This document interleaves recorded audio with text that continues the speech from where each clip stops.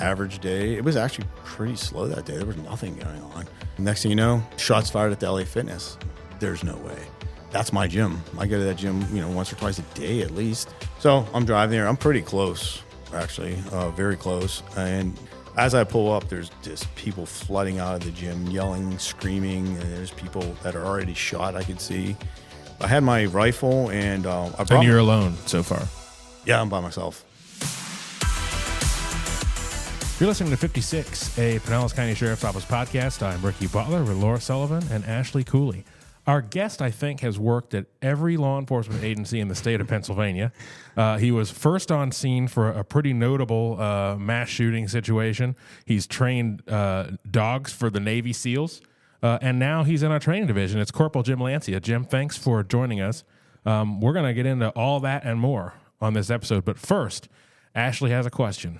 Oh, boy. Yep, this is the worst part. Scariest part. Kind of, and that's on theme. Oh, yeah.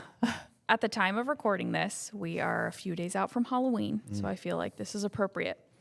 If you had to survive a zombie apocalypse with with 3 characters from the last TV show or movie you watched, how screwed are you? Oh, wow. I'm pretty good because I was watching Generation V, so I've got superpowered people. Ooh. That should help. Okay. Interesting. That's a good. Is it my turn or Ricky? Go. However, I'm thinking of what I last watched. Usually I watch some like Victorian historical, so that wouldn't really do me any. that would have been bad. That'd be really bad. Yeah.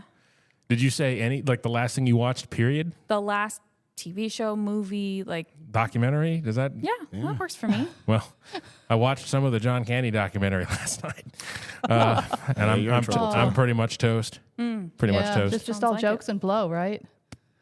Yeah, pretty much. I mean, Eugene Levy could get him with the eyebrows, I guess. I'm not sure. I don't know. I got nothing. Well, I started watching that Netflix series with, I forget the name. Somebody help me here. He was a farmer back in the 20s or 30s. Ed Gein? Yes, sir. That's it. Yeah. So I think I'm going to be fine. Yeah. I don't know about you guys. Yeah. I'm good. Yeah. He's just going to wear all the zombies. Actually, he might really enjoy the zombies. I think I win. Or he might side with the zombies against you, though. Yeah. I don't know. Okay, that's true. Wow. I may be in trouble. I thought I was good. Completely coincidental. Last night we watched Beetlejuice. So I think I'd be pretty good. You'd be all right. Yeah. Not bad. Yeah. Pretty much one of the zombies. Yeah, exactly. I feel like he would speak their language and we'd be good. Gucci. That's that's a good one. Nice. Yeah, I'm toast. All right. Very good. That wasn't too bad, was it, Jim? Absolutely not. That was easy. All right. Corporal Jim Lancia, you've been with us here at the Sheriff's Office for how long? A few years now. It's been a minute. It's just making to 9 years. 9 years. But before that, you were literally everywhere else. So grew up in Pittsburgh. Yes, sir. Catholic school. Ooh, yes. And grade school and high school. Yes. All right, the whole way through. Yes, so you have a lot of welts from yardsticks and whatnot. Yeah. Because that's a thing, right? I think so. Yeah. Well, it was I a know, thing. Well, back It then. was a thing back then. I don't know about nowadays. Yeah. I don't know We're if not they can gonna go away. age you. I know you failed religion one year and had to take religion in summer school. Which so. that has got to be like a big just kick to a religious school when the one thing that you're supposed to do is anyway. Yes, we'll true. let that go. No, we don't have to, sir. You don't scare me. Yes, I failed in 9th grade. I failed religion and had to get to summer school for religion. Were My you poor parents. just not chewing the wafer the right way, or It's just I don't even know. Yeah. Listen, school was not my thing. Yeah. My parents, I feel bad. Like I owe them a lot of money. they even back then, right? So we're talking about the 90s. My dad was probably paying like $5,000 a year for me to go to school, and I just no. biffed it? I did. Yeah. 100%. So sorry, Dad and Mom. So you're and then really no law enforcement in your family, really. Maybe some family that had some law enforcement exposure. That's but true. We let that go. That's true. But so why law enforcement? How'd that happen? Just growing up, I would always, as a kid, play like military and crawl around and, guns and so forth and so on. So early on, I knew 100%, not necessarily law enforcement, but military, without a question. Yeah. Even in high school, 100%, like I know I'm going to graduate. I'm going to go. The Marines is what I wanted to do. So I kind of had that in mind, and maybe that's why I blew off school so much. I don't know, right? But that was my goal. And then just randomly, my dad's like, well, why don't you try to get into the police academy? I was like at age 18, because I graduated and I was 18 years old, and I was like, there's no way that they're going to accept me at age 18. There's just no way. He's like, try it. And I did. I went and had an interview, and next thing you know, I think like about a week later, they called me back and said, you're accepted. I graduated high school like June, and I was in the police academy in August. Wow. Yes. At age, I think I turned 19. Maybe 19. I turned 19 at that point. But is it 18 in Pennsylvania? Like, So not really. I mean, to go to the school, yes, but for the gun, and my dad had to buy it. yeah. And we're talking, we're talking back in the That's early wild. 90s. Yeah, yes. So it was You can do that. You can do things with this, but you can't buy it. right. It makes no sense. But yeah, my dad had to buy my gun, and it was a revolver back in the day. Wow. Yeah.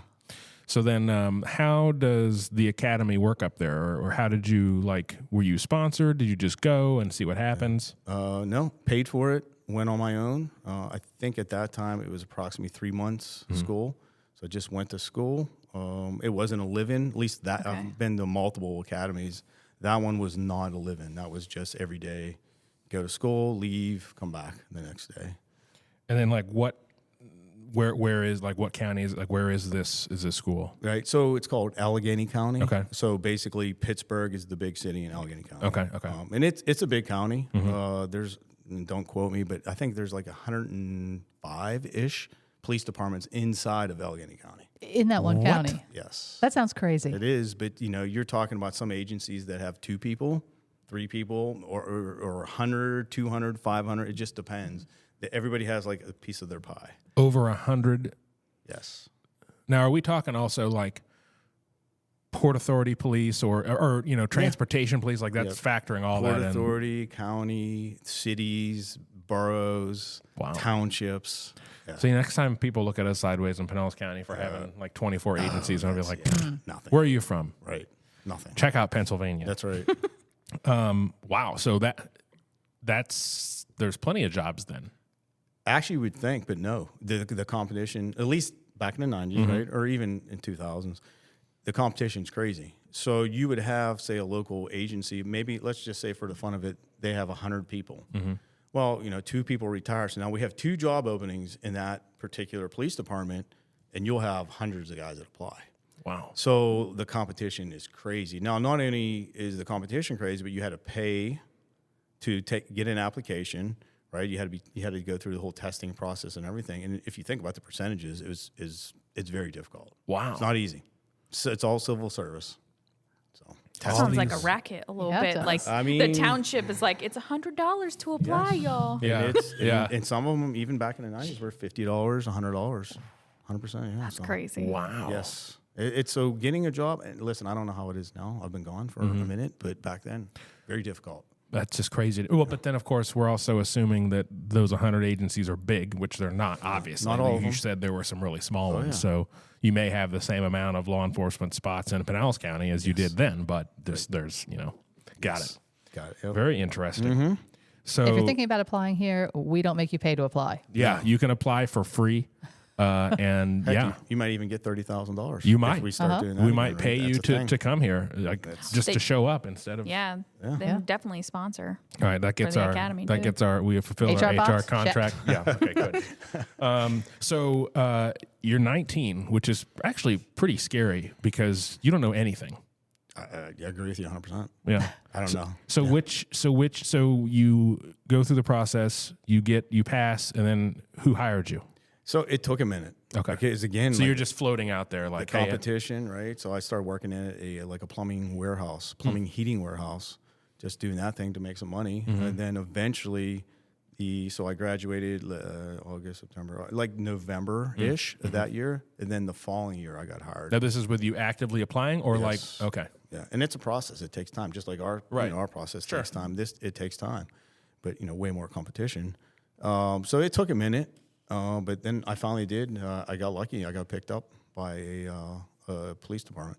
Okay. Which police department was It's called that? the City of Clariton. Clariton. Yeah, it's a small agency. Actually, they were disbanded. And then the city decided that they were going to start their police department up again. And so it was like brand new startup from Okay, the so ground it had up. been disbanded, and Yes. so you're like brand new guy, brand new agency. Yes. The rookie's going to fix everything. The rookie's just going to make So this agency. when you say small, how big of an agency are we talking? So eventually, let's call it like 20 to 25. Okay. So initially even smaller than that. And then once we got up, everything running, then it became a little larger, and then there's promotions and canine and all kinds of stuff. But it took a minute. It's a small city that was a mill city, like a steel mill city, that was, just thriving and booming at one point, but then just complete poverty, extremely high drug trafficking area. They actually would call it the heroin hub of Western Pennsylvania. Charming. It was straight chaos. I don't even know how I'm still alive. I swear to you. Yeah. Great place to learn, though. Well, if you know you- what? if you live. Ultimately, 100% true. Like, Yeah. I dealt with just about everything. So it was good. It was a good learning experience. But again, like you were saying, your point, age 19, what do I know? I learned quick. So talk about what did they give you a car? Like how were your first days out there, the trial by fire? Yeah, I mean, it really honestly was, because you're just getting a mixture of guys, some with police experience, some with zero police experience. We had, I think, 2 cars, and then the one car broke because it was a used car. And I remember patrolling in a Dodge Diplomat, right? So you know what that is? We have one Yeah, still. we do have one. Yeah, Yeah. Diplomat, Great yeah. car. That's right, I forgot about that. So that was kind of my first police car, Dodge Diplomat. But you only had one. You and the One rest of the car- agency all in one car, Yes, in a clown and car? so we would have sometimes like 2 people up front and someone sitting in the back. Wow. Yeah, Okay. exactly. One call at a time. Listen. Or do they drop you off and be like, hey, handle this, we'll be right back? I mean, seriously. No, we're no, we would all go together. We would all go together. Yes. But then, that was fixed. It was just a matter of getting cars, and like again, this is from scratch. Right, starting from nothing. Yeah. So talk about, what kind of, in the heroin hub, what kind of stuff you're dealing with, what's happening? Extremely violent. Give us some stories. Tons and tons of drugs. To the point where you would stop people that had heroin, a lot of, even they called bundles of heroin back then. I don't even know what they're called now. I have no idea. But they'd be, packs of heroin, and we would get those. And to most police officers, that'd be like a big deal. To us, we would just look at it and kind of like laugh and literally just, yeah, exactly. Whatever. Throw it away. Other places would have a press conference about Oh yeah, that. no. Unless you had mass quantities, it was laughable. We did not have time. I tell the recruits here, the days that they say they're busy when they're answering a few calls, like we'd have 20, 25, 30 calls a night per shift, actually. Were you on 8-hour shifts back then? Yes. Yeah. Yeah, and it was super busy. Lots of shootings, lots of homicides, lots of rapes. Just very, very violent place. It was nothing for us to get, 20, 25 guns a month off of people. Wow. I've been shot at multiple times. And are there, you said a small agency, are there detectives that cover some of the stuff? Or because it's up and coming, is that something the state police would handle if you had a homicide or something? Right, yeah. So if we had something big, at that point there was no detectives. We would call the county police or the state police. The state police really didn't want to have anything to do with us because when the city police department originally disbanded, the state police had to patrol it. They had kind of no choice, so they had They had to take it. Right, but they were kind of responding from their barracks, which was probably 40 minutes away. So good luck with that. Good luck. And yeah. that's hence the reason, when we took it was the Wild Wild West, Right? Because they would respond, but it would be an hour or 2 hours later. Did you ever have any early on situations where you're like, Jim, what are you doing? I don't think Or that. where a rational person would have said, Jim, what are you doing?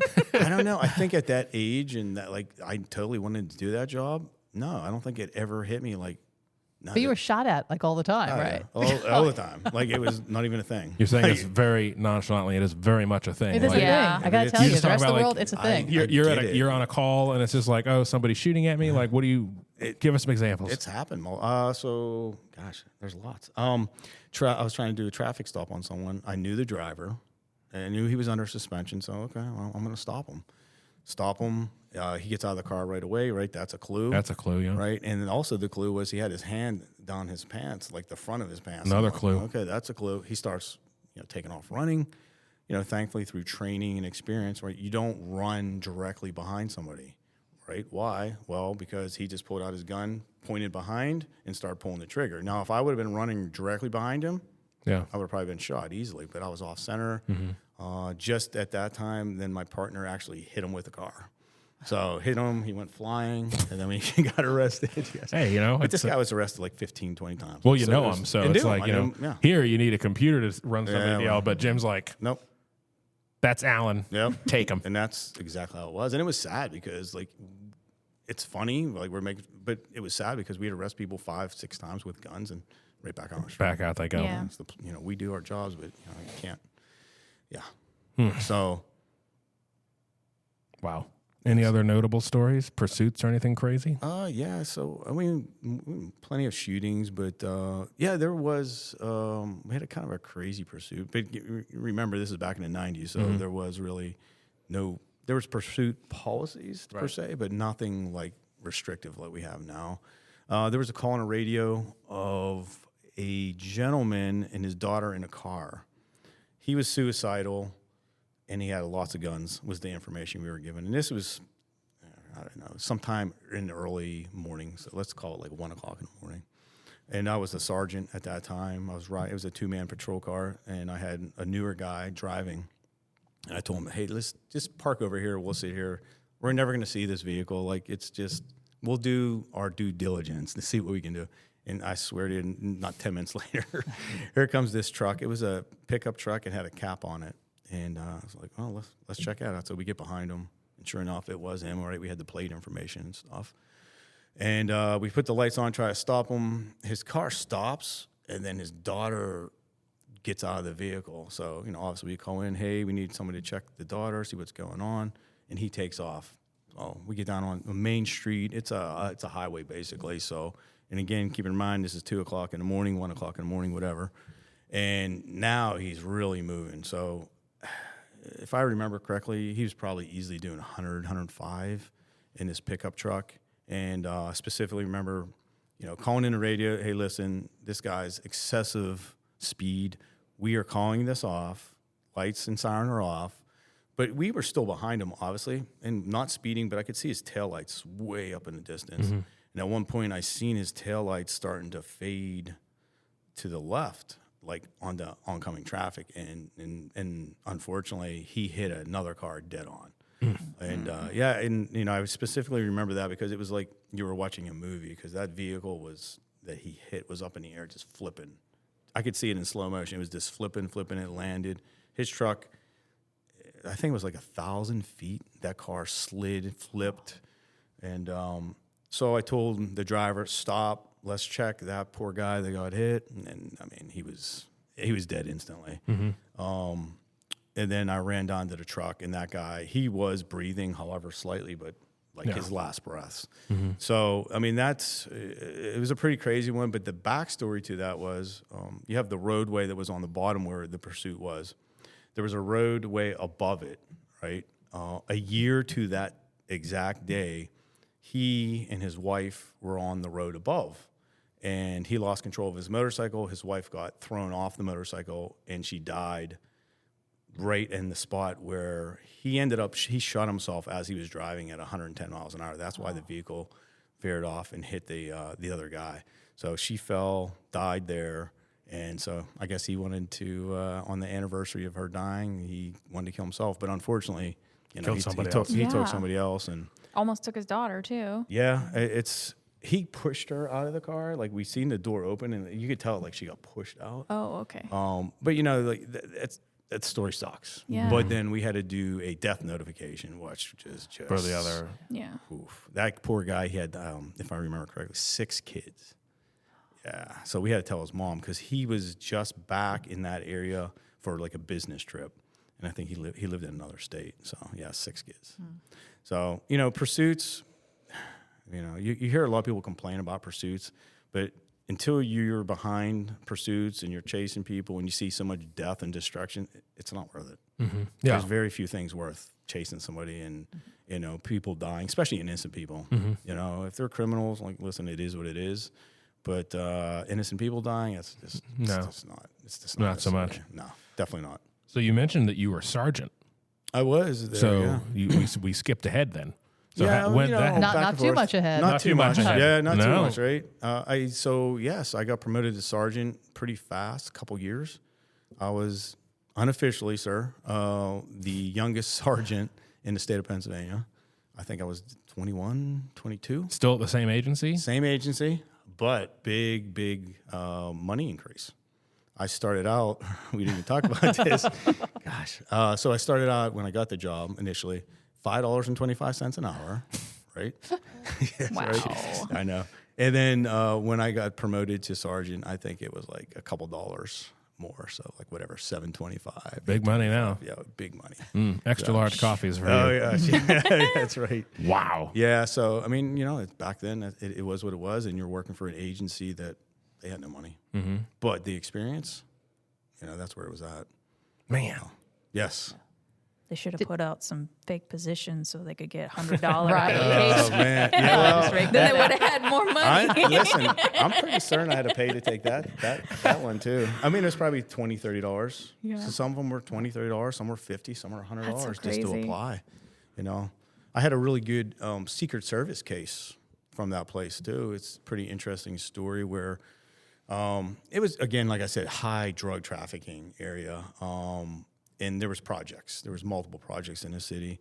So me being the good officer I was, I'm out doing patrol. It's late at night. I see a car, white guy driver. He picked up one of the known prostitutes. Like, you know, everybody knows her. We've probably arrested her 100 times, right? So I see that. I kind of look at his car. He had a whole bunch of like Glock stickers and like, It's a clue, in yeah. police work. That's a clue, right? So, you know, he blew through a stop sign. He had no turns. He didn't do anything right. So I stop him. As I'm approaching the vehicle, you know, being a good officer with my flashlight, check the back seat. I seen a duffel bag, and right away, you know, I'm thinking gun, but what I seen in the bag was a large amount of money. Like, I was like, okay. Right, so I talked to him. I do my thing. We ended up arresting him because he did have some guns, and some of them were stolen. Seized the bag of money, but you can tell like it wasn't. Again, this is the '90s, so you can tell it was fake money. But it was done really well. So the Secret Service deals with that portion. Right. So I turned that over to the Secret Service. I'm speeding the story up, of course. Of course, yeah. They call me. It's a good case. They're going to fly in. Hey, we're flying in such and such a date. I'm like, oh, that sucks. I'm going to be on vacation. I can't be there, but my partner will be there. So they fly in. They do their thing. They go to his job. They arrest him, and they're going to go hit his house because they want to see, like, does he have printers? Does he have more money there, and so forth. So they get there. Two Secret Service guys. They get to the house. They hear a dog barking inside, right? And they're like, hey, is that dog bite people? And the guy's like, yeah, he's pretty aggressive. So they told him, hey, yeah, go ahead and secure your dog. Well, that's not something we do in law enforcement ever, right? Especially this guy was under arrest, basically. So he goes to wherever he goes and gets a gun and shoots himself, right? Yeah. They go in the house, and it was a pretty big operation. He had printers. He had rooms set up with printers and money and everything else. So, yeah, pretty crazy. That's a crazy one for sure. What else you got, Jim? I mean, you got stabbed. Was that at this agency? yes. You don't even remember you got stabbed. That's There's like just so the top much. 5 things I talk about. Again, it's trying to remember. Like, listen, I'm old, sir. Well, You know what I mean? you Like, listen. can't I remember every You- single time I got stabbed in my life, which is zero. But I remember. It was, like, listen, it was a domestic. We're gonna arrest this guy, and I'm fighting with him, and I didn't even know I got stabbed. Simple as that. Like, not until afterwards, right? You got the adrenaline going. You're fighting. He's fighting with me. We get him subdued and handcuff him, and yeah, next thing you know, I'm bleeding. That's odd, right? Because I got a vest on and stuff. But anyway, I got a little bit. I was underneath my vest, just below the vest where it stopped. So, Yeah. But I mean, vests don't always stop edge weapons anyway, No, right? No. Yeah. no. You have the center plate. That's a little bit harder. Right. And if it hits in the center plate, you're good to go. But it can go through the Kevlar, definitely. But again, Just no big deal. I mean, it happens all the time. car crashes. I got hit in the back of the head with a tire iron one time. Like, I didn't hear that story. Yeah, it's because I forget all this stuff. I need Because he got hit in the back of the head. that with a makes tire. sense now. Come on. Okay. I have many brain injuries, so I can't remember. Well, you remembered a lot of details about that pursuit, though. So you still got something going on up there. Good, definitely. Yeah, a little bit, sir. Do you have I heard you did a stint in firefighting, getting to be the hero rescuing somebody from a burning apartment. We had a couple actually, and props to the firefighters. It's just not my thing. Listen, I swear to you, I'm not trying to be that guy, but I would rather get shot at than go in a burning house because you literally have no control. If you're in a shooting, you could make moves to make the probability of getting shot less, right? Right. But with a Doesn't work that you way, have no. nothing. You have nothing. Yeah. I mean, there's a few of them, but the one I really do remember is this building was on fire. It was an apartment building. Me and my partner go in. We go to the third floor because we had information from a neighbor, like, "Hey, this lady is still up there." And like when I'm telling you, it's on fire. It's on fire. Like we're going up the steps, you can hear things of the building falling apart. That type of fire. And we get there, and I was like, "We gotta go. This place is on fire." She's like, "I'm not leaving without my dog." I'm like, "No, you're leaving now." And she's like, "I'm not leaving without my dog." And you can tell, like when someone's serious, she wasn't leaving. She would have went down in flames with that. So me and my partner start flipping over her furniture. We find her dog. We run down the steps. We get her. As we're going across the street, I swear, literally the front of the building fell in. So we were, who knows, seconds away from a disaster. Once again. Again. Yeah. I think for a zombie apocalypse, I'm just going to hang out with Jim. Yeah. If we could circle back to that. Luck is not a tactic in police work, in law enforcement, but sometimes we're just lucky. Yeah. Yep. It's true. That's wild. Yep. It's crazy. He's So got, I have yeah. I have a lame joke, but so they had lots of problems there, heroin and everything, but allergies. No allergies, right? No. It is. I mean, the name, it's Claritin. Oh, gosh. Good one. boy. That's all it's Claritin. Ricky, anything? No. No. Yeah. I like a stupid joke. I That's- couldn't help it. That is indeed a stupid one. So how long are you at this agency? Like because you being promoted to sergeant like at 21 is Yep. And then I also that's where I started my canine career too. okay. So, which is kind of important. I started, my first dog was 1995. Okay. Dual purpose dog. For that agency. For that agency, Okay. right? They didn't have a dog. Back in the day, they did, probably like in the 60s, they did. But I started the first canine unit since up and running again. But 1995, he was a German Shepherd from Czechoslovakia. So that was kind of my first introduction to canine, which was phenomenal. But that dog taught me a lot. He was very hard-headed, let's say. So I started that, and that kind of started my whole love of canines and training. I got into be a trainer and so forth and so on with that dog. That was a really difficult dog, right? Like he would just turn around and bite you when he got too excited, right? And that happens often with dogs. Like if they have really high drives, they got to release that somehow, right? And if they're not biting somebody or biting an object, then it can happen, right? So he would often get fired up, and maybe the suspect gave up, so he wasn't getting a bite, so he turn around and nip at me. Oh yeah, he'd bite me in the stomach usually, or a leg or something like that. But as a canine, you kind of that's just. But he would just let go? Yeah. Just like, okay. Yeah, never anything like they're super smart. Like they know. Smarter than all of us. Well, yeah, it's definitely smarter than some people I work with, sir. But they know, Right. hey, I'm biting my owner or whatever, and they would bite, but nothing to hurt you really. So back to starting the unit though. So are you just like, I'd rather have a dog right now than what, or like how did that come to be? Like, hey, we need to start a canine unit. Yeah, I don't know. I don't even know. That's a great question. I never really tried to think about that again, but I know I had a real interest in it. So I started doing research and then started talking to a few different people in that general area that had dogs, and I just proposed it. Just need one, and they said, yeah. I got lucky. But you're doing it, so. Yeah, I got lucky, and it was a phenomenal experience. So training back then was compulsion? Oh, yeah. Yeah. Definitely. And it's, listen, that's just the way, training animals and training people it progresses. Right. Things change, right? And if you stick with the old methods, they don't necessarily.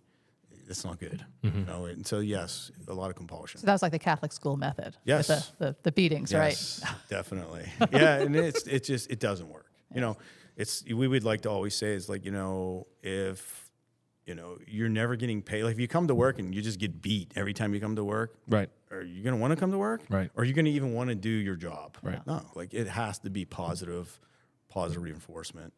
And it works out so much better. Yeah. Definitely. So, and then because at one point you leave that agency and you go to the sheriff's office there. I do, yeah. Allegheny County Sheriff's Office. And why was that? And first of all, sheriffs are different in Pennsylvania, a lot of places, but Yes. what kind of responsibilities did that sheriff's office have? So with that agency, a lot of the court system stuff, generally that's kind of the sheriff's agency there. We had a fugitive squad, and that's what I went to. I was on the fugitive squad, and I was canine there also. Oh, so you just went straight there for I that? actually, I got lucky. I took the first dog to the second job. Oh, wow. Oh, wow, okay. Which is kind of unusual. Yeah. And then as I'm with them, I actually got another dog when I was with them. So yeah, fugitive squad, basically all we did every single day was knock on people's doors, arrest them for, generally we were felony warrants. So it was some of the bigger stuff, robberies, rapes, murders, drug dealers. So it was good. It was definitely a great experience. So lots of dog bites, lots of searches with my dog. Your second dog was a Mal, right? Yeah, second dog was a Mal, but both of them were dual purpose, so patrol and narcotics. Okay. Yeah. But yeah. They didn't use Mals a lot back then, No, right? I actually, and again, don't quote me because someone out there would probably get very upset. I think I may have had probably one of the first Mals in the state of Pennsylvania also. And that was, let's call it 1999, maybe 2000. Yeah. I actually worked with a guy that was a officer here in Florida to get my Mal. So it was kind of unheard of up in Pennsylvania. Now, because you mentioned that you brought your first dog to your second job, was that an agency? Was the dog an agency asset, or was it like? Did you not knowing you guys make like $1 an hour? So are they giving you the dog? Like how does that dynamic work? Yeah, so I mean, I used that dog at that agency, the first agency for let's call it 5 years. The money for that dog came through like the DA's office. So I got the money through the DA's office. Gotcha. So the city didn't necessarily put it on. Got it. So a county agency, I was going to a county agency. That makes sense. It wasn't that, it was pretty easy transition. Okay, yeah, because honestly. it's a county-wide Yes. entity per se. Right. Got it. Okay. Wow. Yeah. So before you had that dog, you briefly had another dog, right? Oh, yes. I forgot what the What's dog's name. That dog's name was Brody. I don't even know why I remember that. But anyway, so yes, I wanted the Mal. So I got a dog that was part Mal, right? Because it's kind of a thing. You get a dog that's a part Mal, part Shepherd. Yeah, we have a lot of those. Yes. So you get the best of both Yeah, I mean, kinds, right? yeah, What or- are the qualities that each one has? Yes. What are they? Well, I mean, so German Shepherds tend to be a little bit more mellow than a Malinois. Malinois are, sometimes you call them mellonuts because they are melligators. They're phenomenal dogs, but, you get a high drive Malinois, I mean, it could ruin your life, especially at work. At work, it's fine, but at home, oh boy, it's a lot. It's a lot. So, so that's why they started kind of breeding both of those dogs, and you kind of would get a Mal Shepherd mix that kind of was somewhat mellow. So, and then that's why they did that. But anyway, so I get this dog. I was excited. He was a great dog. Had him for probably a month, and then took him to his first vet checkup. And I take him, doing the thing there, and the doctor puts the stethoscope on his chest to listen to his heart, and like right away I knew something. Like her eyes got huge, and I'm like, yeah, what's going on here? It's like, oh, he has a really bad heart murmur or something. Something's not good. Mm-hmm. So they do more testing or whatever, and she's like, yeah, this dog cannot be a police dog. Simple as that. So I call the vendor. Vendor's like, okay, yeah, bring him back, and we'll take care of him, and you can pick another dog. So I was like, what do you mean by take care of him? Right. Like, we'll take care of him. Take care of them. All right, take care of him. Right. So we didn't want that, especially the vet. And I talked to the vet about it, and she's like, yeah, I know. So I ended up, I lied a little bit, sir. I hate to say that, but I'm just, it was for the animal. It was for the animal. You saved a dog's life. Yeah. Right, exactly. I think that's acceptable. Yeah. So I just said, yeah, well, he didn't make it. Oh, well. Yeah, she was right. The doctor's right. He didn't make it. So I honestly, I ended up giving that dog to a fellow deputy, and that dog lived a perfect life for his entire, 12, 15 years. So it was the right decision. Oh, yeah. Yeah, dog witness protection somewhere. We kept it quiet. We changed his name and everything. We shaved him. His name was not Brody. No. That was his fake name. That was his Got his paw print files his twin brother, yeah. excised. Yeah. So is like Interpol going to come after you now? Is this one a European dog? Or are they gonna... I mean, we'll see. We don't know. If I disappear, and now you know why. All You right. never know, yeah. So you, at one point in your career there in and about Allegheny County, they start talking about layoffs. Is this the same agency? So then it's like, okay, you want to beat it to the punch. So yeah. So they were talking about layoffs, and I was kind of new-ish there, and family, and I need to work. I'm not that guy to sit at home and do anything. So I tried to get in front of it, took a test with the state police, Pennsylvania State Police. And, I did well. Like I told you, I wasn't the greatest at schooling or even taking tests, but I scored very well. And, long story short, I got hired. They promised me, you'll even though you're in Pittsburgh, right, you have to go to the academy. It was a living academy in Hershey, which is, 3 hours roughly away from Pittsburgh. I had a whole family there and everything, young kids. So, okay, cool. You were already certified in the state, though. Oh, yeah. Law enforcement certified, but you still had to go to their academy. Yes. Okay. It's like I said, 6-month living academy. Ew. And there's always fights like, Pennsylvania, the state police academy is the hardest. It's always a fight between Pennsylvania and New Jersey, always back and forth. But it was difficult, but it was good. It was very military-like. The whole inspections of your room and everything else. But they did hey, you make it through, we'll bring you back to, Pittsburgh area. And that didn't happen. I went further away. So I was in the Philadelphia area for a while, and that didn't work out. Having young kids and stuff like that. Yeah. So is that like a traditional law, it's just state police? Yes, but well, different than Florida, if that's what you're asking. No, so Pennsylvania State Police handle everything. Right, but that's what I mean. Just more like the sheriff's office, but statewide. Correct. Okay. Yes, they answer all the calls, and because some people think of the state police as just they're out writing tickets on the highway, but no, that's just Florida. Yeah, right. This was this was everything. Right. Yeah. Did you have to pay for the academy that was live-in No. 6 months, and then they put you far away? Nope. Okay. You're getting paid. At least there's that. Yeah, no, it was 6 months, and if you did not pass an inspection, you did not go home. There's guys that went weeks and weeks and weeks, or even months without going home to see their family. So Did you pass every inspection? So I like that. So there was, I think, approximately 110, 112 of us, and let's see, myself and another guy were the only two people that passed every single inspection. So I'm pretty picky with uniforms and cleanliness and stuff like that. So because you had to make your bed, and the angles and the measurements, everything had to be perfect, right? Otherwise, when they checked, if it wasn't perfect, you didn't pass. I did, I stretched it a little bit. I slept on top of my bed because I would measure everything out, and then I would get Scotch tape and tape everything.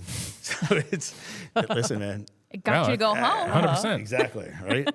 So I would put, tape on it to keep the angles and everything perfect. Then I would sleep as, still as I could on top of that bed. Every morning I would just wake up and fix Tighten it. everything up. It was Done. perfect. So you got to go home every weekend? Yes. Well, no, not every weekend. Maybe just once a month. Okay. Yeah. It was very strict. Even military guys that went through boot camps, and some of the harder boot camps said this was harder.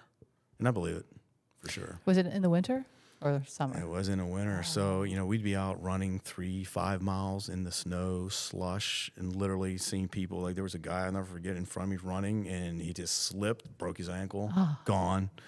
Yeah. So, and then you're down in the snow and the slush doing your thing, doing push-ups, and you're soaking wet. It was extremely difficult and very physical. Yeah. not only with the running, but we would literally fight, right? They would kind of put you with someone of similar statute. So they gave me, me and this guy got paired up, and I later found out after taking lots of hits to the head, sir, right? That's the head injury part, probably. This guy was the military boxing champion, not just in the Marines, like the military champion for all, right?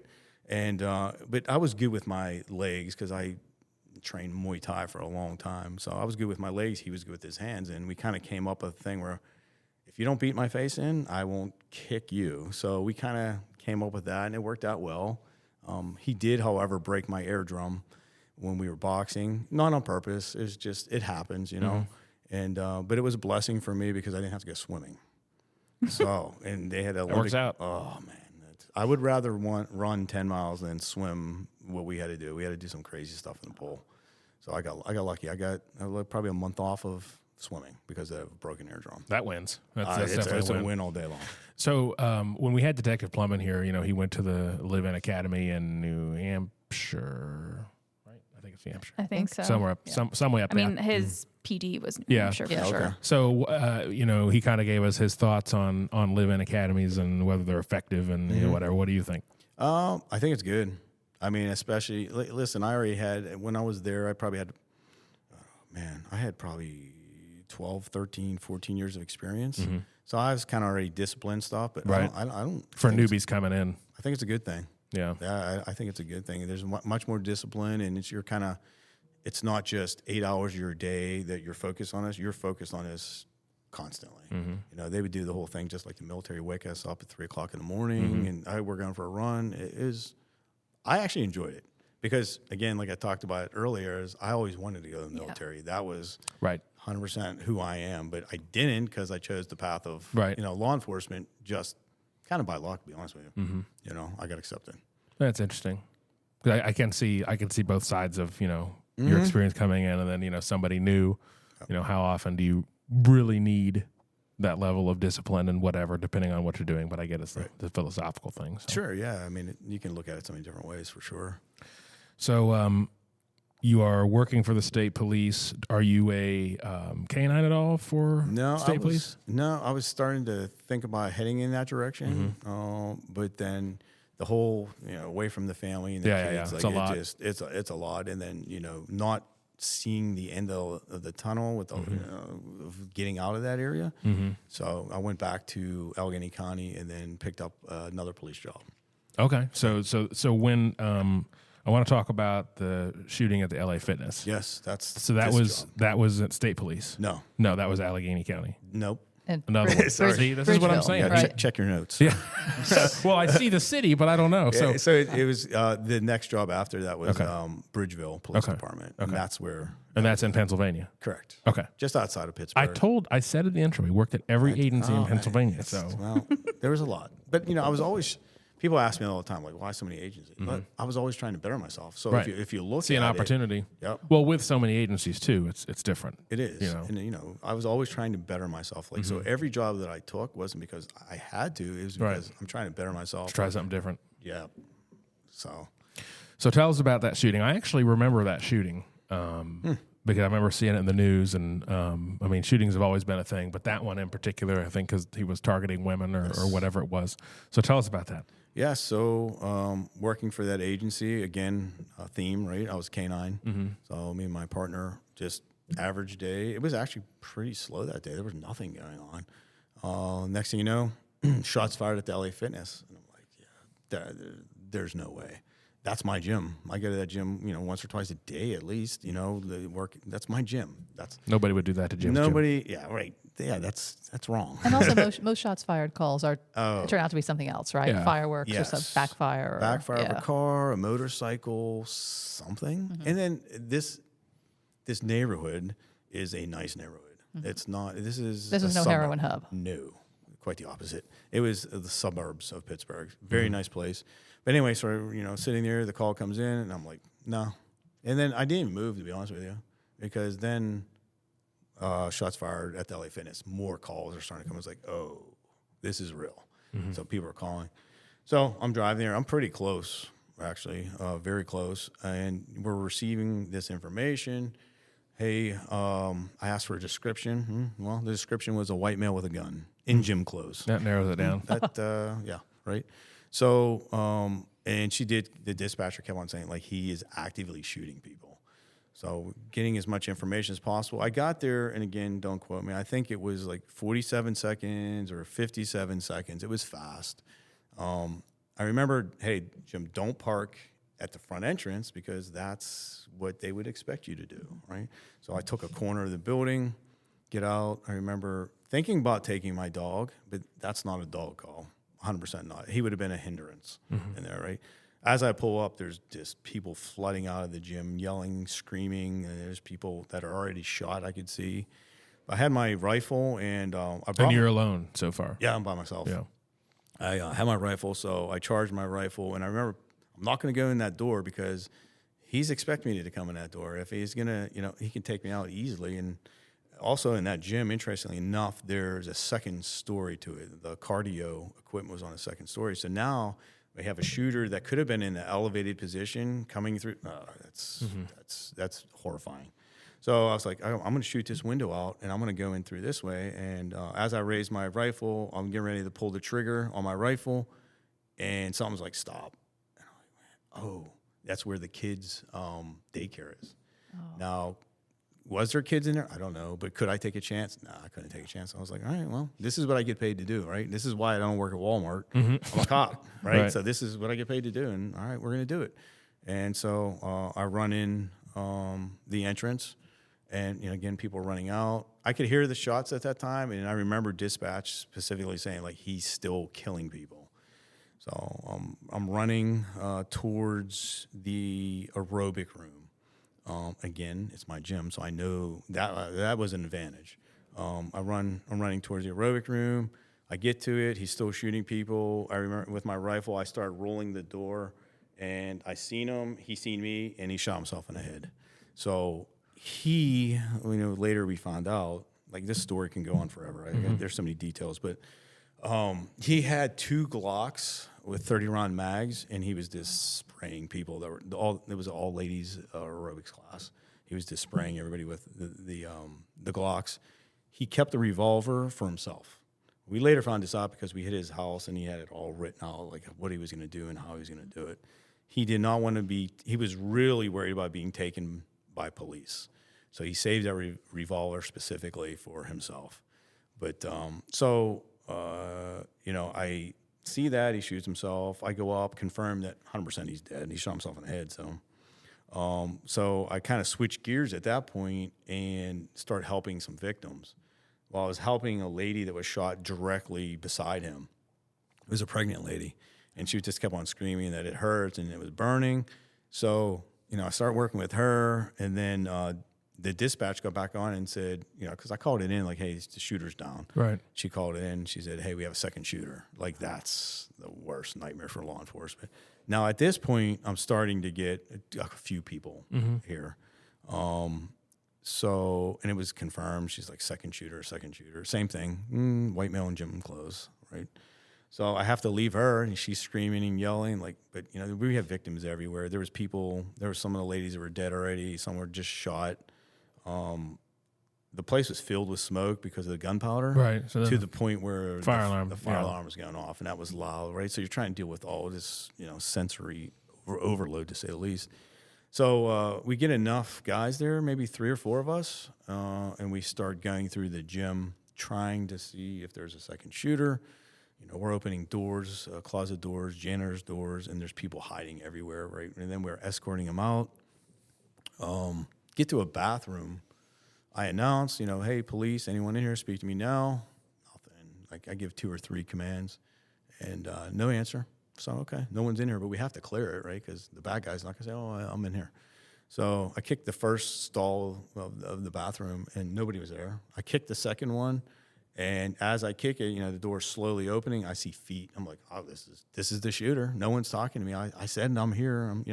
And I literally start taking the slack up in the trigger, and again, don't do it. And thank God I didn't. It was a lady, just absolutely petrified, out of her mind. She, because of this whole situation. So I had to grab her and carry her out to safety, come back in, form back up with that team, and we're pushing through the gym. And as we're going through, again, I'm up front, and a guy just comes running from the corner. And I startled him, he startled me, and again, I thought, well, maybe this is the shooter, but again, hey, don't do it. This poor guy, could you imagine this? He's in the gym, men's locker room. I guess he was taking a shower or whatever, but he doesn't hear the commotion, he doesn't hear the shooting, he doesn't hear the alarm because he's deaf. So, Wow. Yeah, it's, somebody was looking out for me that day because I promise you. Well, now you've gotten a jump scare twice with a gun in your hands. Yeah. And then just, again, luck is not a tactic in police work, but come on. I got lucky so many times that day. I really did. But so it was bad information. You have so many people in that gym that are calling in, hey, there's a shooter in dispatch. They do the best they can. God bless those people because, like, you couldn't pay me to do that job. I don't know how they do it. Like, that's not an easy job. And they're trying to filter through all this information and provide us with as much information as possible. And what's good and what's not good, we don't know. So we have to act as if there's a second shooter. So long story short, there ended up, I think, 5 people, I believe, died, and maybe like 9 or 10 were injured. By all women, right? That's what he was targeting. All women. Yeah. Yes, all women. And through the investigation, we seen that he had a dislike for women. I guess he had trouble with women, dating women. They didn't want to date him. I can't imagine why. Exactly right. Yeah. And honestly, I'm not going to say his name, right, because he doesn't deserve that. But like, he wasn't a bad-looking guy. He had money in the bank. He had a job. He was just maybe an awkward guy. I don't know, and just had trouble. So he was going to take it out on women. And reading through his notes, he had practiced this multiple times. So he had a gun in the gym multiple times, going back and forth with a bag tucked in his pants, just testing it. So you might have been working out next to him absolutely. when he came in to test. 100%, Wow. 100%. Yeah, it could have been. Yeah, so, and then so I ended up getting an award. Like, it was Pennsylvania's Officer of the Year award. No big deal. Yeah, no big deal. It happens. It's just like getting shot at, stabbed. Whatever. I mean, listen, it's not just me. Like, take cops in general. Sure. They're going to be the exact same way. Like, anyone who's been through a lot of stuff, like, okay, whatever. So I want to back up a bit because you showing up there, like, let's back all the way up to that because I have so many questions. But for starters, now what you did is like the modern. That's the modern expectation, right? Single like person we're response. single person response. Yeah. Like, you're going to go in there, you're going to stop the threat. That's something the sheriff Terry talks about, ad nauseum.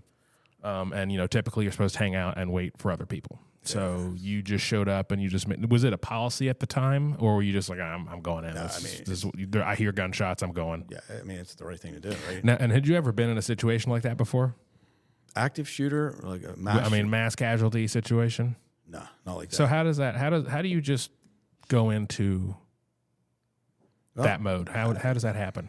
Are you even thinking? I think that you either have it or you don't. Mm-hmm. Like, as an instructor or trainer, like, we can sharpen those skills that people have, but some people don't have it. Mm-hmm. Simple as that. Like, I'm not trying to be ignorant or rude. You can't sharpen a pen. Right. It's a fact. It's a fight or flight.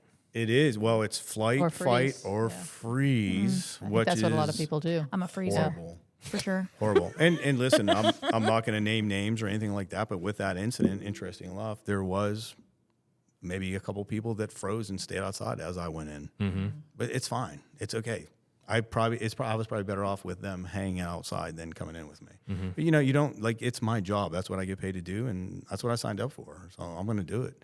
But yeah, the policies back then were hold, get a team, and go. That's not the right thing. We know that, and we know that now. But Right. I mean, I knew that back then. Yeah. And even with, interesting enough, even with the medics, oof, they're supposed to stage miles away. Those guys were coming right in. I was literally still searching the gym, and those guys were right in there helping people. Wow. Yeah, which is just completely unheard of. Like, that's not their thing now. Like, they stage, they wait till we set up a rescue corridor, so forth and so on. So yeah, things worked out as best as they could. Let's just say that. When was this? 2009. 2009. Okay. Yeah. Was it a scenario you had thought about at all? And you play through scenarios in your head probably as part of your training or just while you're sitting in your cruiser or whatever. Had you ever thought, if there's an active shooter case like this, I'm just going in? Or is that just instinct at the moment? Like, this is the right thing to do? Yeah, I think more instinct, but, Yeah. Yes, you play scenarios in your head. Any good cop does. We try to teach that too. Like, you should be, training yourself, even as you're driving home from work, like, hey, act like you're stopping that car in front of you. How would you do it? How would you call it out? What if you're walking up to the car and the passenger pulls a gun? Or what if the driver, so you have to. But that particular, no, because that's pretty, you can go a whole lifetime without having like an active shooter like that one. So interesting, because you see, so what you just described, right? Like, play it out in your head, you're going to call it out, whatever. I think there's, this is just my perspective. I feel like there's such a fine line between going through all those scenarios in your head and then when something does happen, don't overreact. Yeah. How do you teach that? Again, I think you can't teach it. You either have it or you don't, or they have it a little bit and we're like, oh, we can capitalize on that. We can maybe work with this person to kind of bring that out. But that's what you want. You don't want somebody to overreact, because you can't run on emotion in police work. If you run on emotion in police work, that's where officers get in trouble. It's not, you can't take it personal.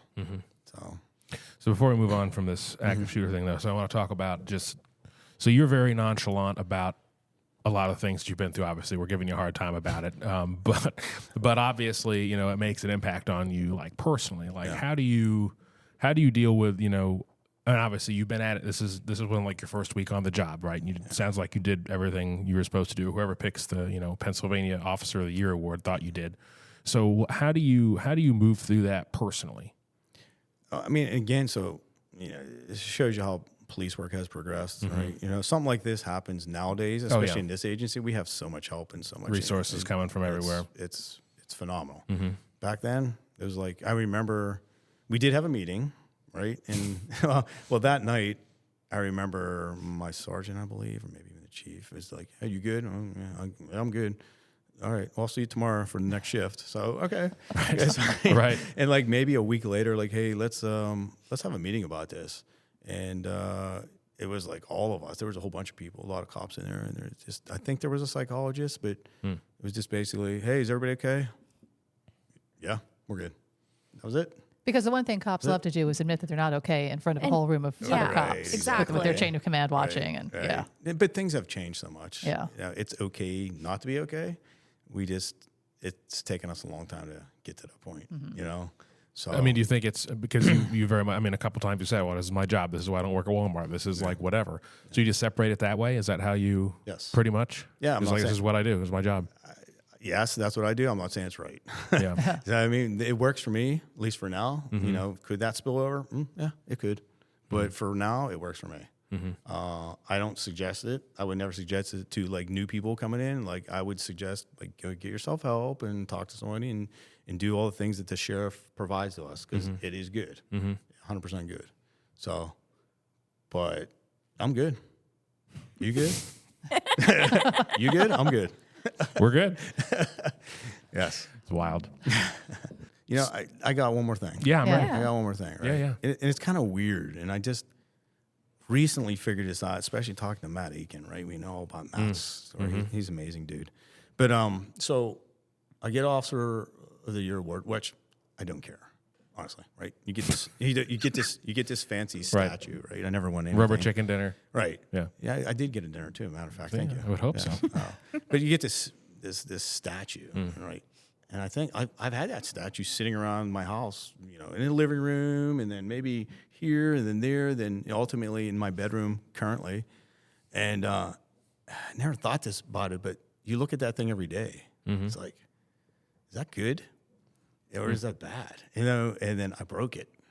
And like at first I was like, oh man, I can't believe like I've never won anything in my entire life. And you broke it. And I just broke this. And can it be repaired? Yeah, it can be repaired. But with an interesting conversation with Matt Aiken, I'm like, do I really need to keep bringing this up? Or do I really need to keep looking at this statue every single day of my life? No, I don't. So I kept it. I didn't fix it, but I kept it and I put it away. So, yeah. It's just one less thing to think about. Yeah. Yeah. I see where you're getting I at. get though, that. like, Yeah. I get it. Yeah, I mean, like I never thought about it. Matt made me think about it. Mm-hmm. So, Yeah, because it can go different ways for different people absolutely. and be the thing. Yes. True. All right, so you get back into canine world in a very interesting way. Is this coming? So you stay at wherever the hell, Bridgeville. You get the flow chart out, Bridgeville. sir. Yeah, seriously. So you stay at Bridgeville until you get the call from the Navy. Yeah, so K9 in Bridgeville. So you did it there. Yes. Oh, that's I did. right. You were Yeah, yes. 3 agencies. You were with the dog. Yes. Yep. 3 different dual-purpose dogs. Mm-hmm. He ended up getting bone cancer and dying. So like then, but anyway, so yes, I got a amazing job offer. Ultimately, it's the Department of Defense as a private contractor for instructor for the Navy SEALs in Coronado, California. So it's the SEAL teams 1, 3, 5, and 7. How did you get on their phone call Yeah, how'd list? they know? Was it the award? Well, yeah, it might have been the award. The Broken Jim. Award. It might have been the award. No, I highly doubt that part. But no, so back in the day, just being canine for if you add it up, I think it was like 21 years being canine. Like canine's not it's such a small percentage of law enforcement. So you kind of get to know a whole bunch of people, and there's conferences all over the United States. Sure. So your name kind of gets thrown out there. Yeah. It was networking. simply that. Yeah. So they ask, hey, you interested in this? Yeah. And you're like, California, I'm in. Yes, California, absolutely. Yeah. So They tried first to get you to stay on the Virginia? Yeah. No interest. No. I mean, because listen, the job I had, it was a phenomenal job. Great job, great paying job. I had a house at that location. Like it was great. So originally I was like, no, definitely not. And then, the California thing came up and I went for it. So pretty amazing. That's a hell of a transition because I can't imagine that they just train them to do law enforcement dogs things. No, definitely not. What kind of additional things do they train?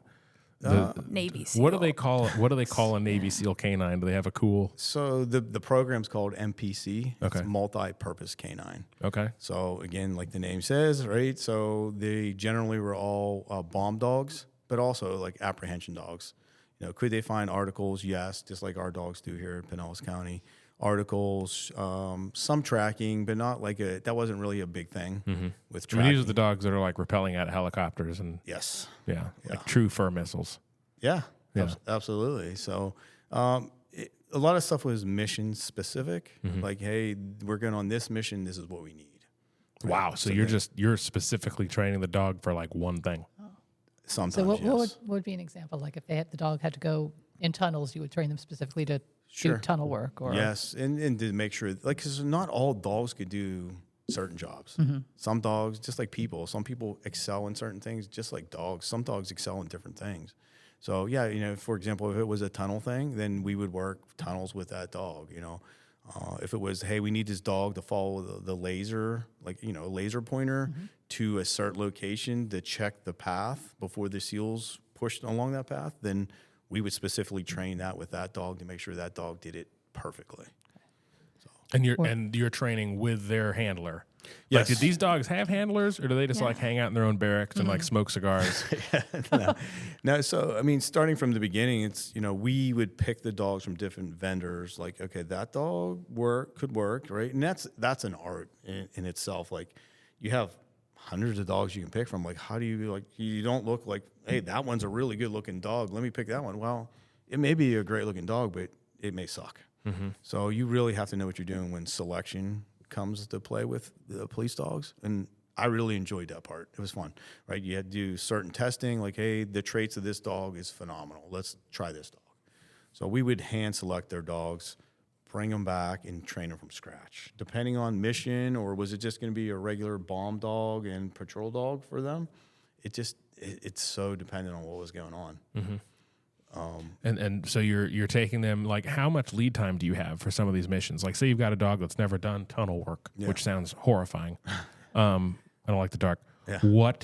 How much lead time do you have to train them to do this? Well, it depends. Sometimes just months. Wow. Yeah, and these dogs were expensive, and then if you add up the costs of the trainers and the equipment, like we're talking big bucks for some of these dogs. Are you aware of any major missions that the dogs you trained went on that are notable? Not off the top of my head. Yeah, because That, I mean, you're as- at liberty to talk about, probably. Right, yeah. well, because Yeah. as a contractor, though, like you're probably somewhat removed from a lot of that, right? Actually, no. It's very unique position. Okay. Very thankful for it. Again, there was only 5 positions in the world to do what I was doing there. Mm-hmm.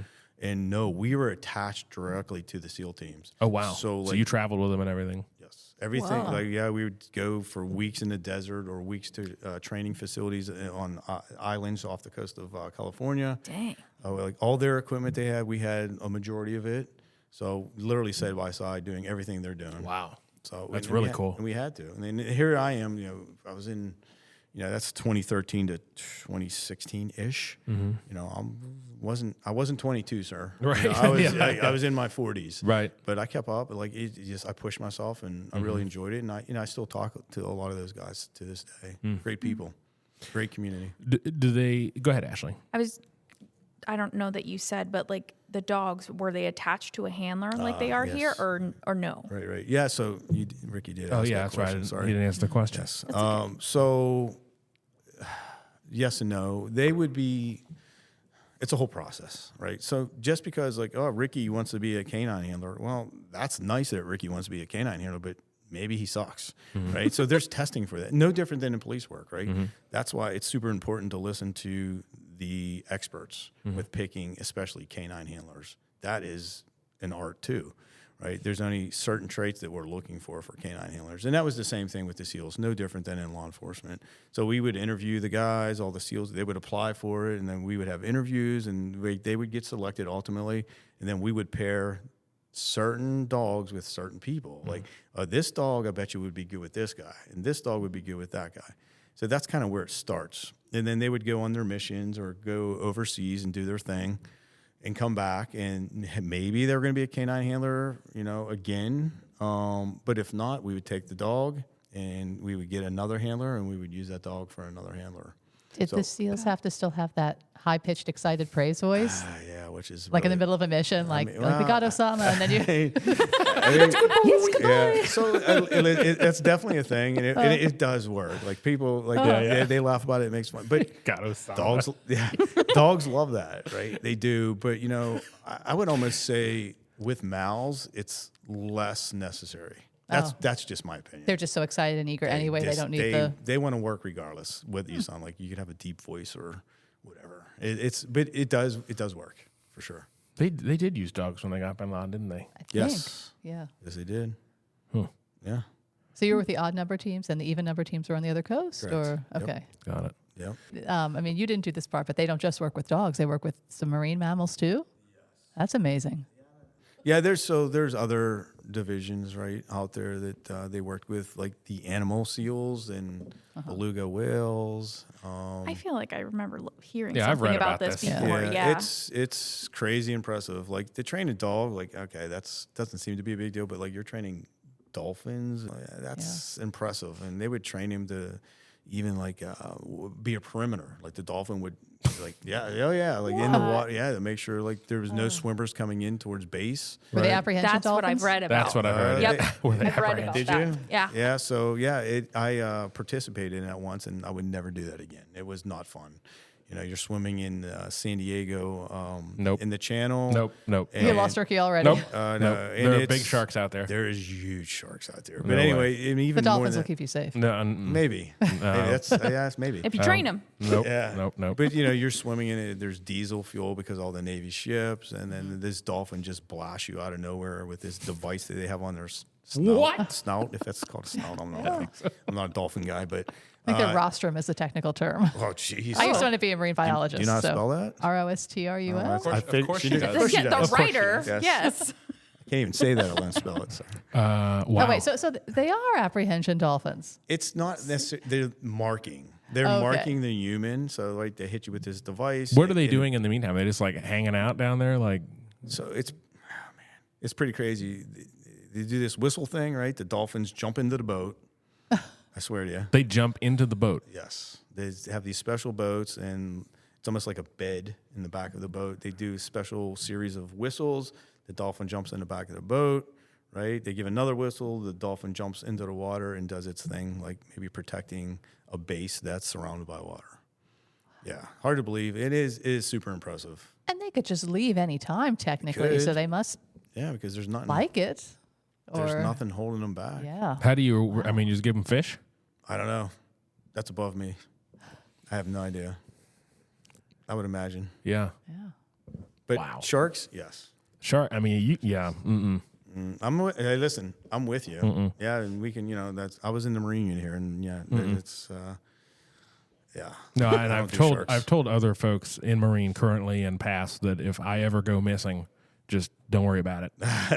I'm dead. Just let it go. Just the not knowing what's touching my feet is going to do me in. so, yeah. Unless you find like the cooler is missing and there's like a life vest missing, then maybe look for a little bit, but not that long. It's, the one island that we'd use, it was called San Clemente Island. It's just off the coast of California. They would fly us from San Diego on these little planes with the dogs and everything, right? All the equipment. We'd go out there for a couple of weeks. But between the coast of California and this San Clemente Island, it was 100% the path of where the great whites would swim through. Yeah, and it's they had to get out there and swim at quite a bit. Yeah. So Even flying over it in a plane, I don't know. I bring a pistol in case the plane goes down so I can shoot myself. yeah, you're in trouble. Yeah. No way. Yeah, I don't like sharks either. Jaws was a documentary. Oh. Sharks are very misunderstood. I have to stick up for them. You would, yeah. You let me know. You go talk to them and come back and see me. Okay. Educate them like the snakes. Yeah, just like the snakes. Oh, jeez.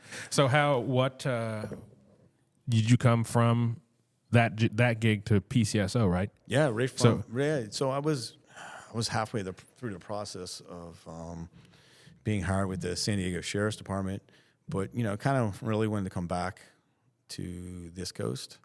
But I know one thing for sure: I wasn't going back to the snow and the gray of Pittsburgh. There's no way. Not after living in California, like the perfect weather. Yeah, it's amazing. Playing volleyball with Tom Cruise. Well, that's exaggerating a little bit. I never did that. But you get it. It was amazing. Yeah. It was amazing out there, and my son still lives out there, so I'm actually going next week. Oh, nice. I'm going to head out there. And, San Diego. yeah, he actually came out to visit me, and then he ended up getting a contracting job.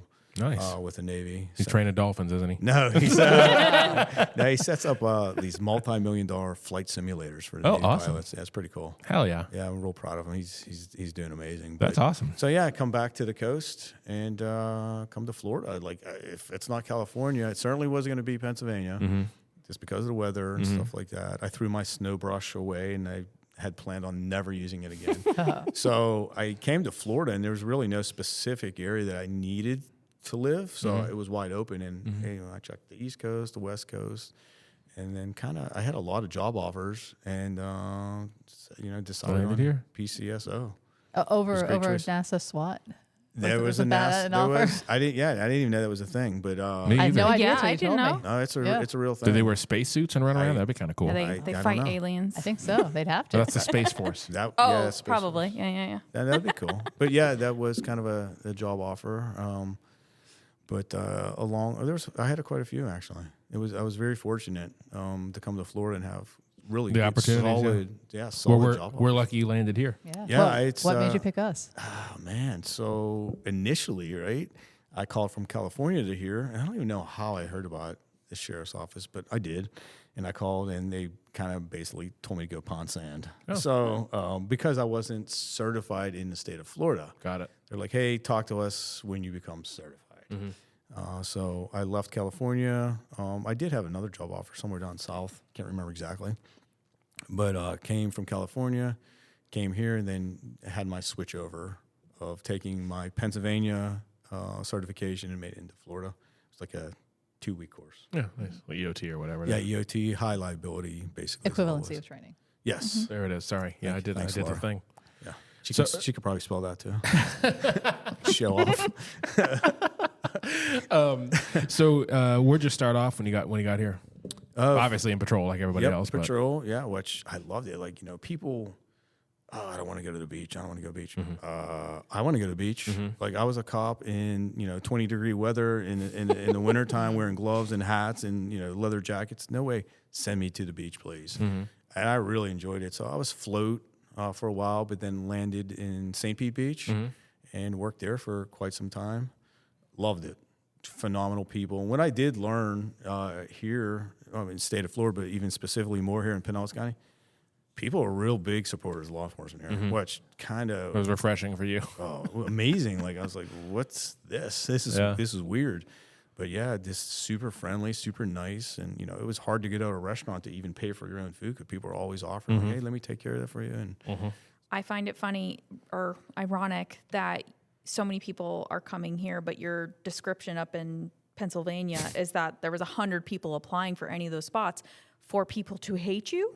Is that? I mean, I'm not saying they hated you, but like, it's just, there is a huge difference. Yeah. A huge difference. Like and people will tell you that they come from other agencies. Like, people actually like us here. I'm like, yeah, they do. They like law and order here, and then we have it here in Florida. That's what I was just curious. I was like, Yeah. if they're all putting in, is like, are they like throwing rocks at you? And Well, I mean, Well, it's the weather too. Everybody loves the weather up there. correct. you're in a better mood here, right? Because you get to see the sun. There's plenty of times up north, like you don't see the sun forever, and it's Right. just wow. It's it takes a toll on you. Yeah, I have no desire to live anywhere else. But yeah, started there, St. Pete Beach Patrol. From there, the school guardian unit, which is a great unit. I love that. I You were was corporal there. first a deputy, then then corporal. Talk about that a little bit.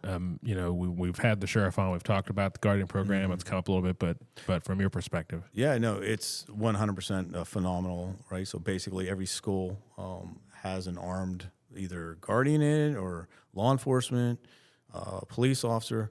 The good guy with a gun. Good guy with a gun. Good guy with a gun can stop a bad guy with a gun. Simple as that.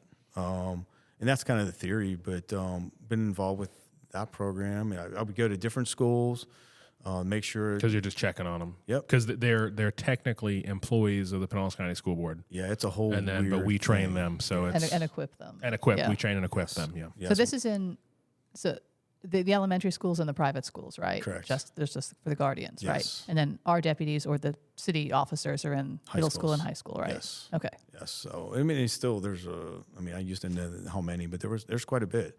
But basically, go check on the guardians, check on the school because we would have our input. Like, hey, listen, that security door. You know, we should probably have a camera here. So we would mark that up and send that information out. And it was a great job. I loved it, honestly. The Guardians, I know, Ashley, you're interested too in the training for them because I think there's this big perception that they're just glorified security guards. Yeah. You know, when they really go through quite a bit of firearms training, more so than what officers get like in the academy, as I understand it. 100%. It's their training is very in depth and very involved. I think we have probably one of the bigger programs in the state of Florida because there's X amount. I don't know the specifics, right? But there's X amount of hours that are required. We are above that, right? So we do train guardians from other counties too, right? We currently are doing that, but there's a lot of shooting. There is a lot of shooting they do, and I don't know. I can't remember how many hours they do. I think whatever it is, it always jogs my memory because there's like it. I mean, the sheriff always says it exceeds what you get in the police academy before you get hired somewhere. It's extensive. Absolutely. And yeah, it's you know and just for our listeners, the Guardian program is statewide. It is such that in other counties you could make it doesn't have to be necessarily the uniform person. You could just have other school staff you designate. But in Pinellas County and other counties, the school board can decide how they want to facilitate the program. So here in Pinellas, we have this setup, and that's cool. Cool, the perspective you got kind of seeing that side of it. Oh, yeah. And it's Getting to know all of them. Yeah, get to know them. And then, you know, there is some plainclothes ones that scattered throughout, but mainly, you know, they have a uniform. But it's extensive training. I think some of the private schools might Yes. do the plain school. Yeah, They plain do. schools. Yeah, they do. because in the public schools, they're yellow shirts. Yellow Yeah. shirts, can't miss them. The bumblebees. Yep. Almost. Yeah. But, you know, they do it all. You know, active assailant, deadly force decision making. That's what I was going to ask. Yeah, it's not just target shooting. They're deciding when to shoot, evaluating circumstances. Yep. and- We put them through a lot. It is. And, you know, keep in mind, you know, there is a lot of ex-military and ex-police, you know, retired police. Sure. But we do also just train, you know, somebody could have been like a shoe salesman the week before, and now he's a guardian. So now we have to train those, you know, we have to train them from scratch. which is a lot for people. We see, like I said before, you either have it or you don't. And it's not much different with that either. So we either have something to work with to build on that foundation, or you don't. And they got to accept that, and people do. Yeah, it's a pretty successful program, I It think. is. Better, I mean, we don't have enough cops to do it, so. No. It's, law enforcement, unfortunately, it's everyone's struggling, to fill positions. Yeah, I'd say it's the next best thing, though. Yes. So then from Guardian, you did some time in Marine. Yes, sir. Despite the sharks. The guy that loves the water. Yeah, that's interesting. Yeah, so got a call, basically, hey, what do you think about the Marine unit as the corporal? I was like, I don't even like the water. There's sharks in there. No boating experience from Pennsylvania. Zero boating experience.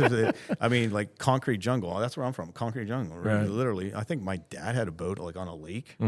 Like a 5 horsepower boat. Right. Not the same thing. But yeah, literally no experience. And basically, I was told is we're not worried about that part of it. You can learn all that.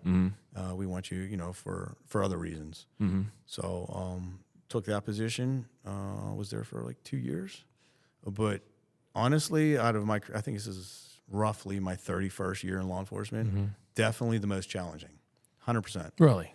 Yeah, I mean, K9 is extremely hard Sure, too. Do not get me wrong. And K9 guys are super dedicated. Like, you have to, because, when we're done, when patrol's done working, they go home. They're done, right? You go home in your K9, you still have to take care of that dog. And it's a big responsibility, right? So, I take that job, and I learned a lot. It was definitely challenging, because not only the admin part of it, because as an admin, you're doing a heck of a lot more than most corporals. You're doing a lot. As is the sergeant there. He's doing a heck of a lot more than most sergeants.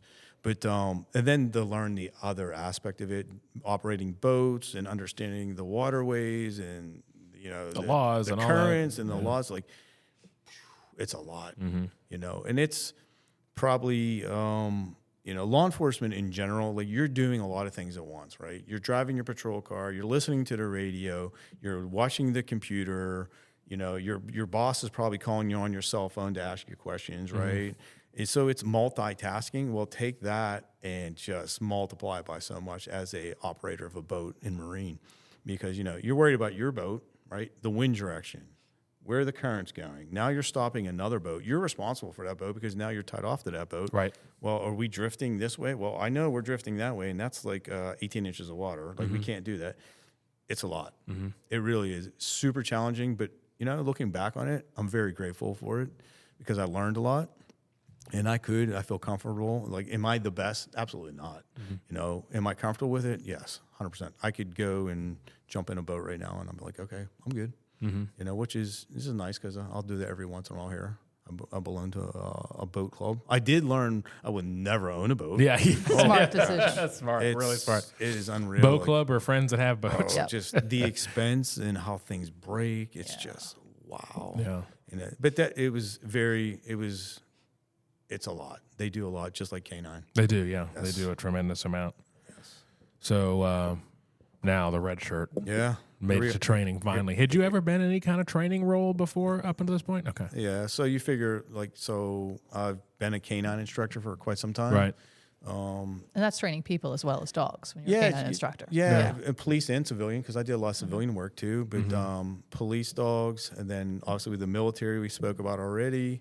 I did as an instructor, and then especially with the SEALs coming here. And then they did ask me earlier on in my career here, hey, do you want to come to? I was like, it's not the time, because training the SEALs the way we trained the SEALs and then training deputies, that's two different things, right? So I needed to kind of do a few other things before I got to that. But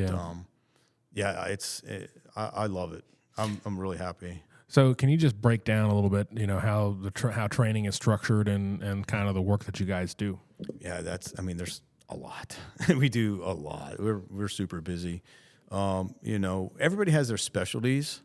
As far as training, we have a lot of different programs that we run. Not just in service, right? So we got the deputies that come through for 16 hours every year. We have to put the whole agency through it. So we run that.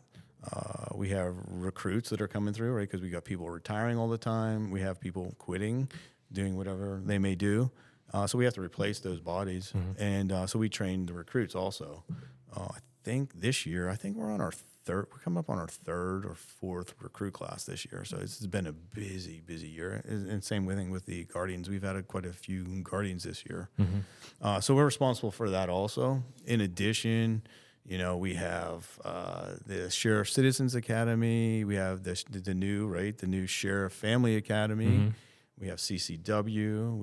What does it stand for? So the CCW, right, is concealed carry. Well, we deal with the concealed carry permit, right? So we teach the class, right, that gives you which civilians can go to. Oh yeah, no. So It's for the public, yeah. Right. Yeah. Here's a plug for it, right? It's free first off. Yeah. Right. It's free if you live in the county. It's often grant funded. So not only is it free, we will give you the ammo to go through the class, and you will shoot 50 rounds basically with our class. Now, we're not required to do that, but when we put this program together, we wanted to exceed anybody else's, right? There's plenty of CCW classes that you go to, and people will tell me, like, oh, yeah, we got one bullet, and we went down range, and we put a bullet into a bucket, and congratulations, Right. You can get your CCW. That is not what we do. It can be the 4 to 5 hour class, right? We do The legal side. The legal side, which is phenomenal, right? It's taught by our attorneys. That could be an hour and a half, just depends on how long, it goes with questions, and then a 50-round course. And then we have a PowerPoint in between with just tons of information. But, listen, we know you do not have to have one here in Florida, but yet it's packed every time. So it's pretty cool to see the public want to be educated on the firearms, which is very important. Right. People take it serious, which they should.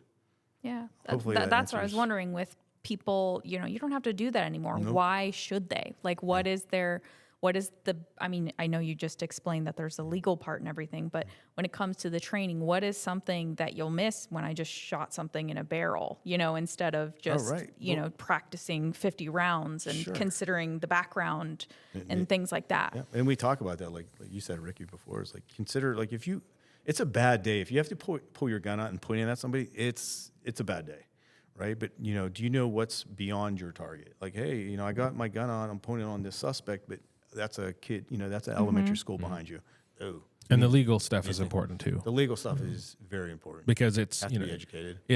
People have to take it seriously. And unfortunately, regardless of how you feel about it, the way the laws are going, I think they kind of, for some people, it might reduce the seriousness because, I can just throw, I'm going to the part of town I don't feel safe. I'm gonna bring my gun, but like with no training or anything, whatsoever. Right. And that's not. I think that's bad. In general, I think you should. I don't know anybody that's a serious firearms person that doesn't love to train and all those things. So it's important perspective stuff because the way it's portrayed and the way people can be led to believe it is like they don't take it as seriously because you don't have to. Right. So it's cool to if you're gonna do it, take our class or find other reputable classes that there's a lot of great classes out there, and even if you're not going to carry, just take the class. Yeah, there's plenty of people that come through that class, that CCW class. One, they didn't even have intentions of getting their CCW permit. Just want to learn about it. They just want to learn. Like I will ask, just for education, like, hey, why are you here? And to know who you want to avoid out in public. Oh yeah, yes.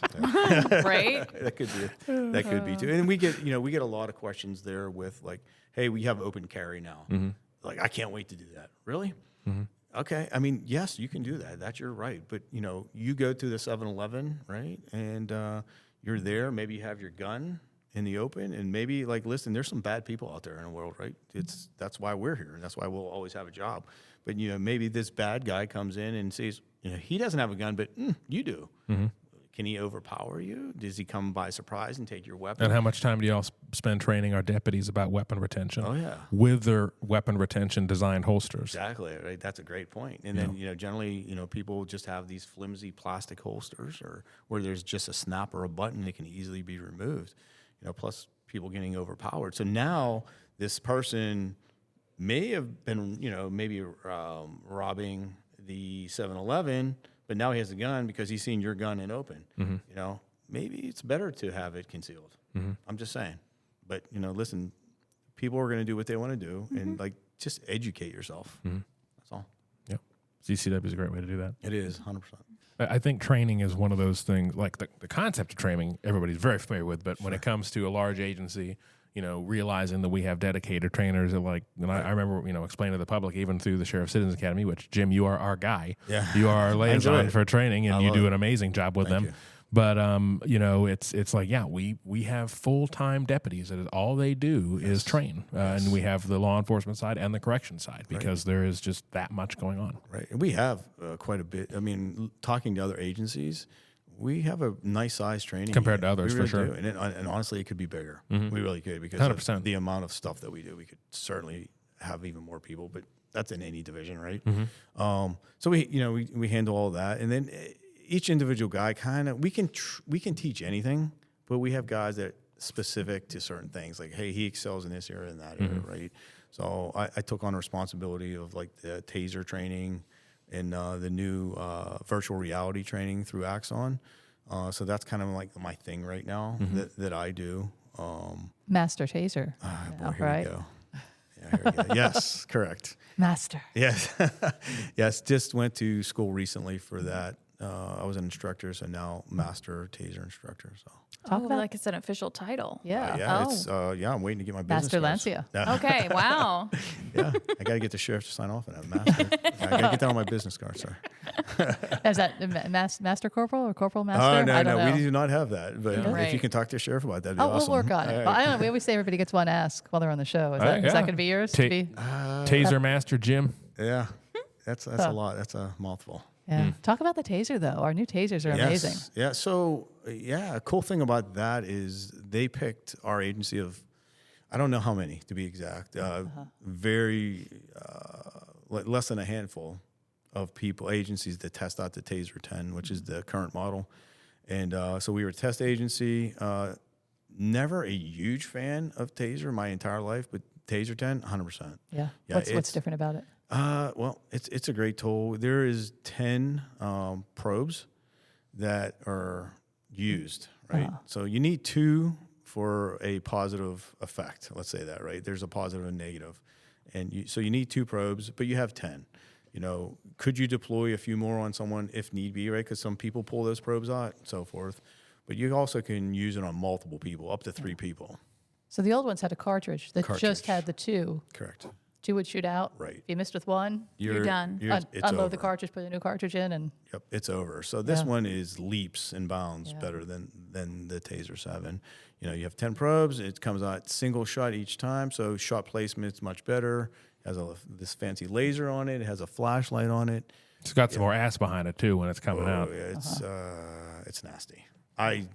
This Don't get tased, ladies and do gentlemen. not get tased. I'm telling you, don't tase me, bro. Yeah, yeah. I mean, no, 100% not. We went to the school. There was people volunteering for it, and I was absolutely not. Like I was thinking about it, but no. Yeah. No way. You just use your imagination. Yes. And you mentioned the VR stuff, which we've covered a bit, and we'll cover some more. That's a whole. I mean Of course, it's starting right now with Taser, but there's a lot of other, VR training opportunities and things we can do. Just since I've been here, when I started, we had I don't remember what they call it, but it shot back at you with little wax balls. Oh, I don't know about that. It was not ideal. Sure, that's not your personal life. Sir? Yeah, Nope. no judgment. No. We used to do it with Citizens Academy, and then we have the TI, the titanium training system. But then, of course, with VR, I mean, the kids can play, PlayStation with a VR. So let's use that for law enforcement. It seems like it's a really, great tool. Yeah, as far as percentages go, like you get older school guys that are just like, this is stupid. It's a video game. Listen, I get that, but it's training. It's repetition, right? We know repetition's what it builds muscle memory, and you can get a lot of repetition. Repetition. We sorry. gotcha. It's been a long day. Can't spell that one either. A lot of brain injuries too. Right. So and it's basically doesn't cost that much, right? Because if you're shooting the real probes, that's expensive. Gets to be very expensive, Right? And there's situations that we can put you in this virtual reality that we couldn't even think about doing. It's impractical, yeah. Right. So it's been working out well. People, I would say probably high 90s percentage-wise, people love it.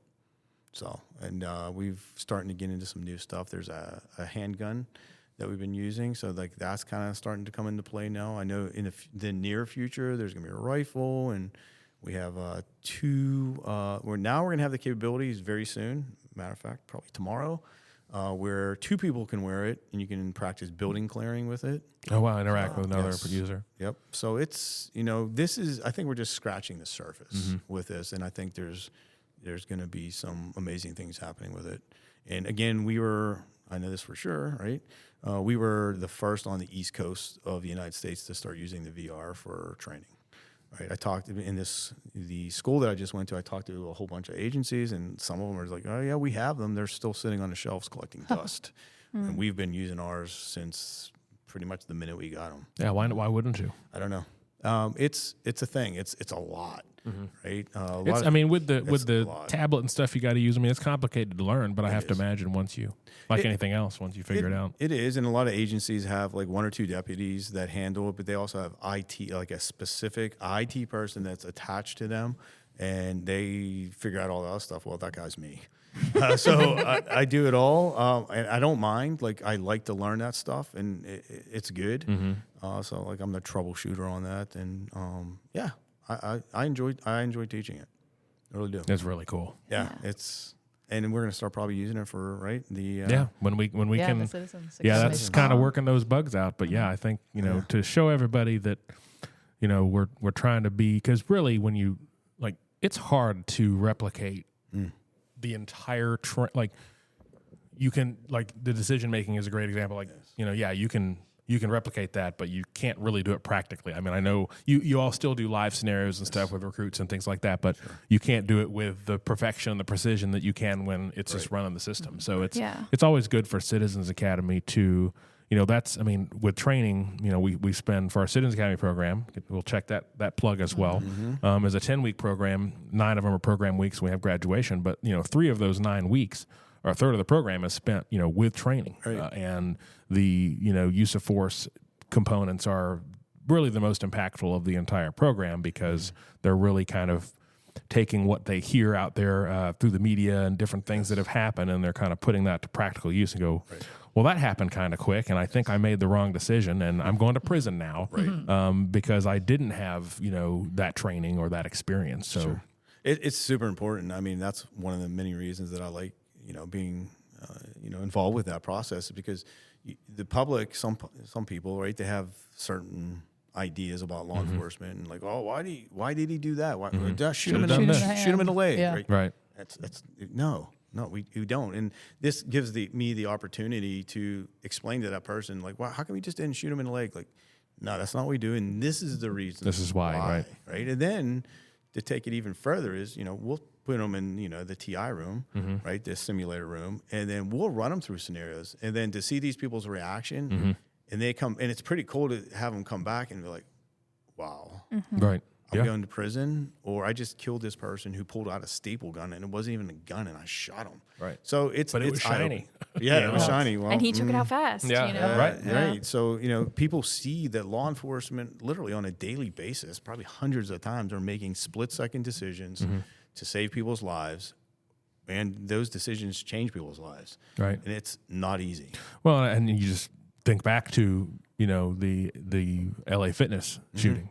You had 2 opportunities to pull the trigger on the wrong person. Yep. And, your training and instinct told you not to do that, because I can guarantee if you did, and there was that additional dead person or that additional injured person because they were shot by law enforcement. Right. You read people reading the story, lack of training, whatever bullshit. Right. And it's like, this is why. I mean, it's purely that human, you're running on adrenaline, and you have to, which is what I just think is so impressive about training in general, is that however it is you all do it, whatever sorcery it is that you use, not everybody has it, but you are successful with some people, and somebody was successful with you. Because you had that instinct and that thought process. Yeah, for sure. And it is a process too, but you can see if you have something to work with right away. And if you do, then we will pile stuff on top of people as much as we can to make them the best that they possibly can. And that's like in relation to recruits with the like in-house training, the high liability stuff you guys do. I assume that's kind of what you're talking about, some of those new guys. Is there anything that you're seeing with some of these recruits that are coming in right now that it's like, they should be working on this before they come here? Right. Ooh, I like that question. Thinking. Yeah. Well, actually, to answer that, right, it's twofold probably. One, physical fitness. Like, listen, you're coming to us. It's going to be physical. Like, that's part of your job. Like, someone's life may depend on how you act or how physically capable you are to protect somebody. If you can't run a mile or if you can't do whatever, a few push-ups or pull-ups or whatever it is, then I don't know. You need to rethink that. So come to us being prepared is certainly one thing. And the other thing that we see is, and this is not with everybody, this is just general conversation, and just having a conversation with somebody. With some younger people, it's difficult, or they find it difficult. Why? Probably because of cell phones, right? Everybody's used to just texting. Oh, you mean just regular conversation with a human being? Absolutely. Oh. No, it's a problem. I thought you meant like de-escalation. No, you just mean. Well, no. I mean that's a part of it for sure. You got to be able to talk. Like this job. This job's all about how you talk to people, right? You can be the toughest guy in the world or the best shooter. None of that really matters, because a lot of times you can just talk to people. If you treat them good and you talk to them, you can pretty much get this job done easily. Now, there's, of course, people that don't care, right? And those are the people that we need to be prepared for physically, right? Through training, taser, and having some sort of physical ability, whether it's ground fighting or stand-up fighting, and shooting, of course. So I think those are the two things that we see the most. But it's kind of crazy sometimes. Like, I'm just like, oh, this newer generation. Like, I'm the old guy, right? Because we talked about this. I started. I was 19. I remember sitting in rooms, going to training, going, I am the youngest kid here. Like, holy crap! Now it's the opposite. Mm-hmm. I'm usually the oldest guy, and I'm 53. Mm-hmm. I look around. I'm like, wow, my kids are older than some of the people I'm training now, and it's kind of weird, to be honest with you. But every once in a while, you get some really outstanding younger people, and then I'm like, okay, this is good. We're going to be okay, right? We're going to be okay. The selection process of picking the right people, that's not easy, right? And HR does the best job they can with it. They're doing a good job because that's the foundation. We keep talking about the same thing again. We need in training, we need a foundation that is good that we can build upon to make the best deputy that we can. Mm-hmm. But it starts with foundation. You're talking about, I think, it's funny. We all joke. I've heard deputies joke with, the old guy, like, hey, these kids, it's the whole thing. Sure. But there's a lot of truth to it too. And I think it needs to be talked about, and there needs to be that, because it is, generations come up, different experiences, whatever. And I think, this will be a whole episode talking about why, the turnover is happening now, and, whatever, people retiring, coming out of the military, all those people are retiring now, all that stuff. But no, it doesn't negate the fact that we still need people that are like you or some of the other, deputies that have had experience, experienced these things, because those are the ones that are going to freeze up when something happens. And maybe it's, they're not working in the heroin capital of West Pennsylvania or whatever it was.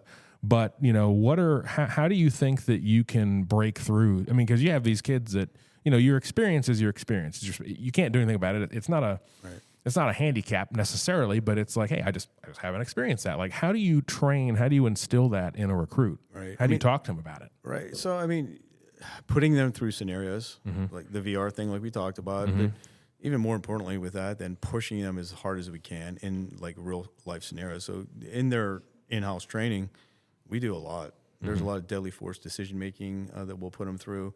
And we can see, like, okay, well, he gets it, but maybe we just need to tweak this a little bit. And then we'll work with those people to give them all the tools and all the knowledge that they need to make better decisions, maybe quicker decisions. So you're on that like that individual level, like sitting there talking about your recruits. Like, I know you talk about them and evaluate them, but you're saying, hey, this one needs this one needs that, and you're able to kind of identify what that is. Absolutely. Our training unit, listen, again, 32 years of being a cop. The training unit, like currently, we hear it from other people, so don't even take it from me, right? This is a phenomenal group of guys. The experience, the specialties that we have, it's amazing. Like gone are the days where like, I don't know. I have 3 years experience or 4 years experience. Let me be in training. Why? Like, honestly, I'm just going to be direct. You haven't experienced enough, right? 3, 4, 5 years. No, you haven't, right? You need people that have a lot of experience, right? Because we need to pass that information along. Not that we can't get out there and do it, because I promise you there's not a guy in that unit that can get right back out on the street and do it, right? We can, but we need to pass along that information. So proper police work is done, throughout the years coming. So you were talking about recruits and getting their physical fitness up, and that's something I've talked about with HR before, that they're seeing that at the academy too, like that these people, these recruits just think that they can just kind of breeze through it without really preparing. And I'm wondering, like, where is that coming from? If they just have this image of like an overweight cop in their mind, they're like, like my BMI is great, I'm going to be fine. It's not going to be a thing. And so I'm curious, like, what all is involved in service? Like, what do our deputies do every single year? Right. Yeah. I mean, and you're 100% right. Like I don't get it. Like, I'm not sure the answer. We will get people. So often I'll volunteer to help out with the new hire assessment. So that's where they come here and do the whole running thing and jumping and everything. And people will come, and I think they have to run 6 laps. They'll come and they'll be done after 1 lap. Like, wait a minute. I don't understand. You knew that you have to be ready for this, but yet you come and you can only do 2 push-ups. Like, we gave you this information. You should know. Prepare yourself. Yeah. I don't know. I can't even answer that. If somebody can figure it out, let me know. So what was the other part? Is just My brain just what disappeared. do they do in service? Yes. Yeah, to get together, we'll what get all? through this.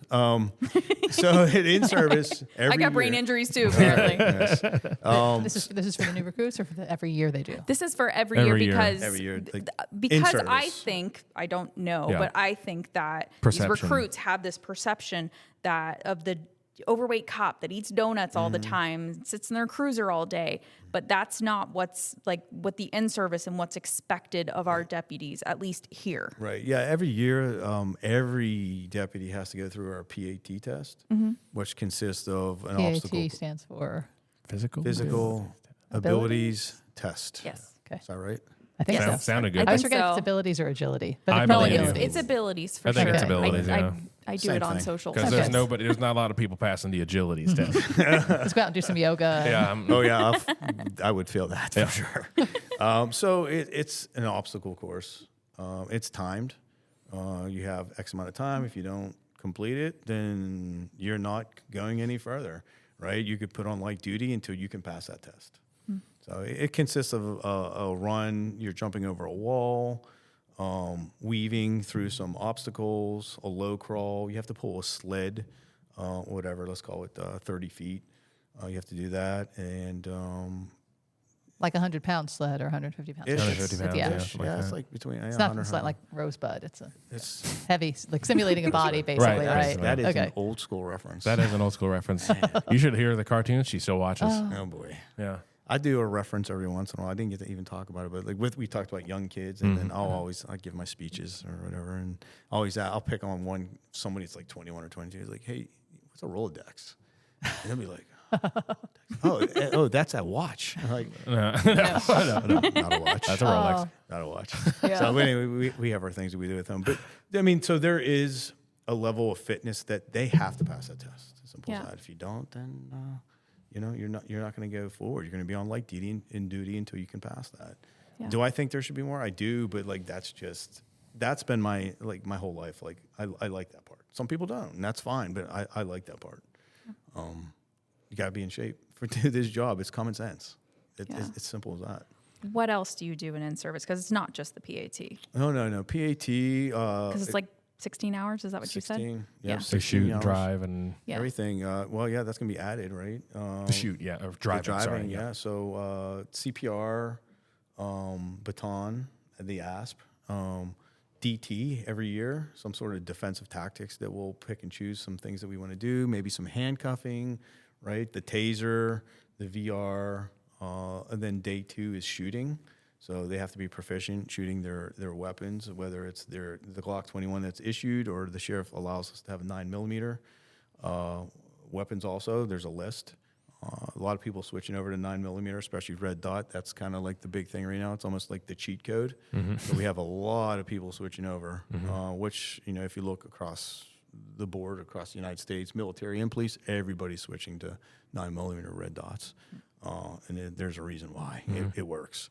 But, And I'm a dummy, but that's like when you have that little guide that it'll like show you where you're aiming sight, yeah. specifically, like there's- precisely. Yep, a red Okay, dot. yeah. Basically, wherever that red dot's at, that's Yeah, but it's only visible in the guide, like it doesn't Correct. go onto Yes. the. It's Yeah. not a laser. It's Right. not a laser, Right. right? It's inside Yeah. the optic, but it's a game changer for law enforcement.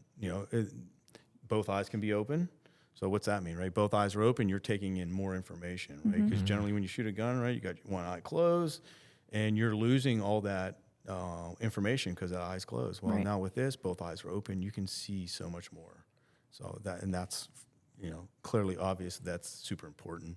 So they will qualify with their handgun. They have to qualify with a shotgun and their rifle. Here at Pinellas County, we issue patrol rifles to everyone. Now that's not across the board. Like there's other agencies here in Florida. They do not do that, but they are required to have a patrol rifle. So they have to qualify with that. And then also less lethal.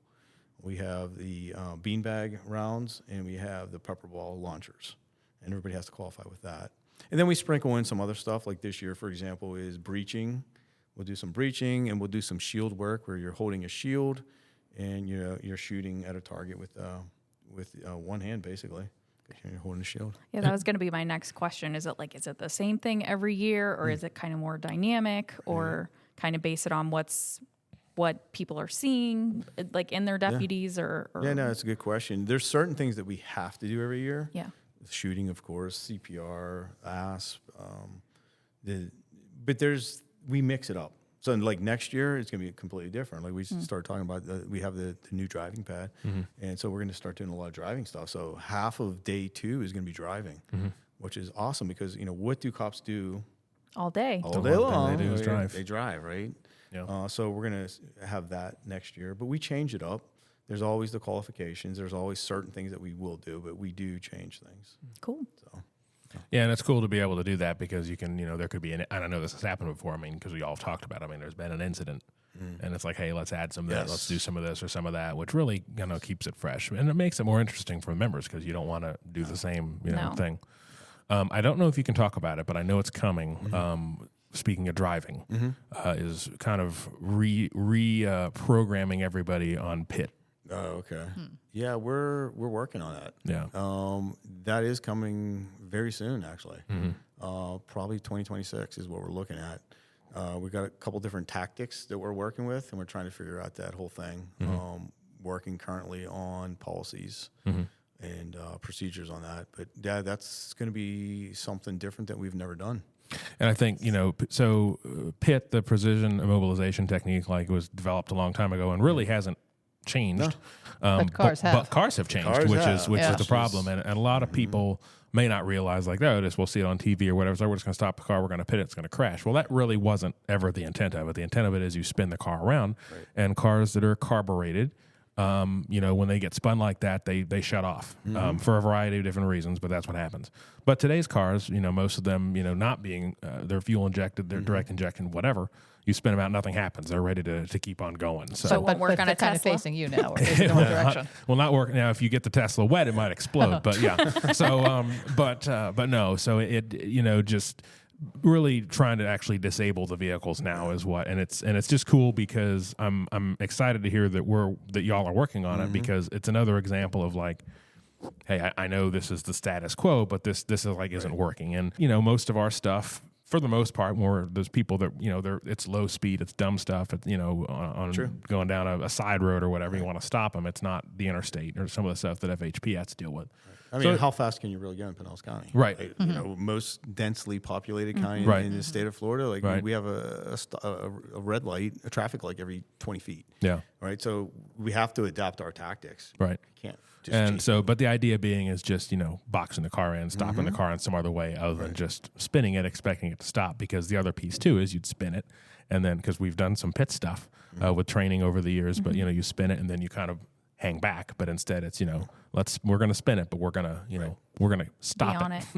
And it's pretty cool that you brought it up because we were practicing it last week where, you know, we would, you know, pit the car and then we were figuring out positioning for the other cars. How many cars do we need? Where do they need to go to stop that vehicle from going away? And you nailed it. Like with the technology of new vehicles, like it's not a thing. It's not shutting off. No. If anything, you're trying to pit this car and the computers in that person's car is fighting you because like, oh, Doesn't want it to, yeah. right, we're It's starting the to traction slip, control and all that right? stuff. Let's Right. apply the brake on this side. Yeah. So No.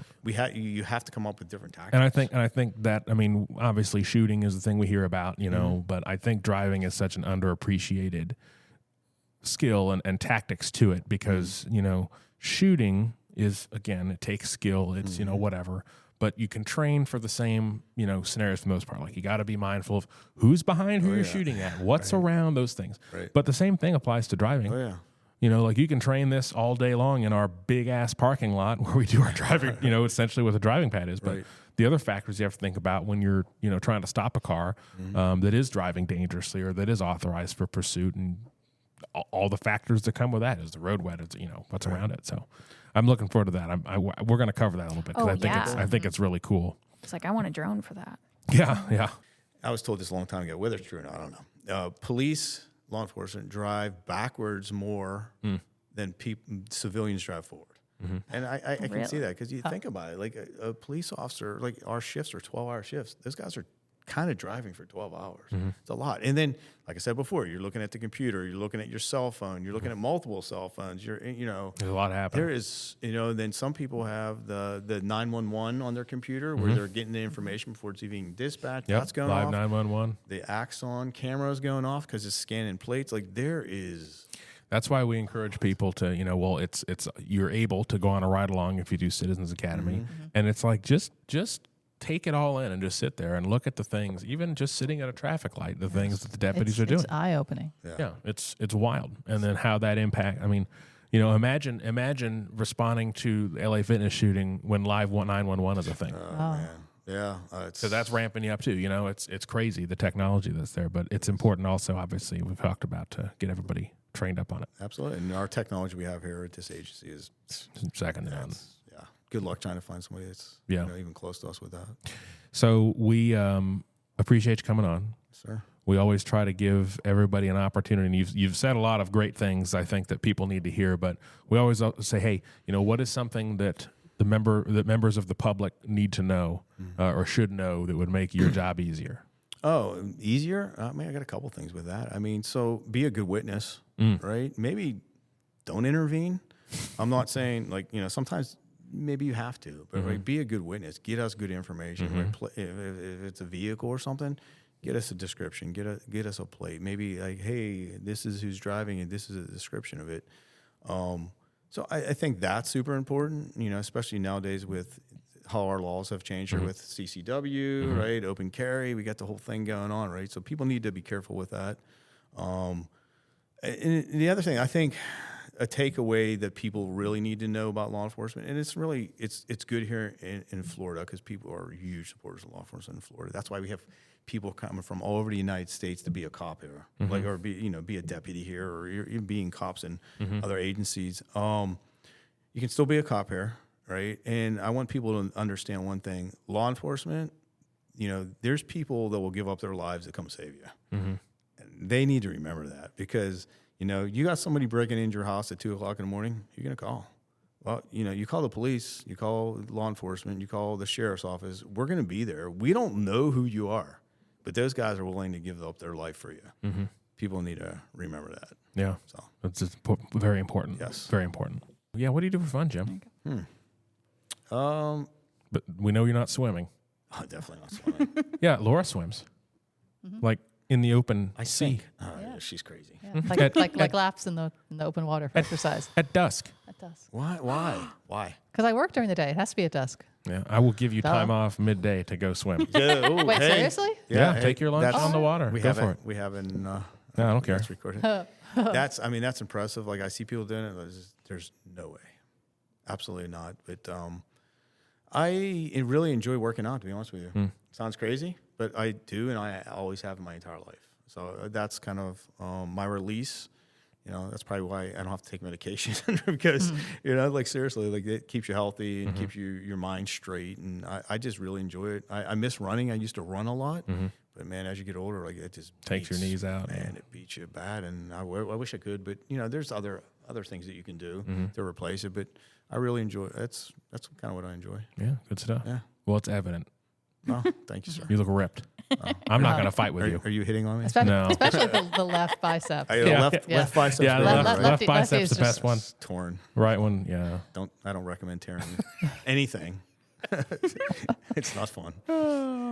Well, Jim, we appreciate you coming on. We really, you were a target for a while, so you've been a target before. It sounds like, but this is a good target. We didn't stab you or shoot you. Yeah, we didn't shoot at you or anything. I'm ready though. So. But we appreciate it. I think I can take any one of you. I guarantee you can.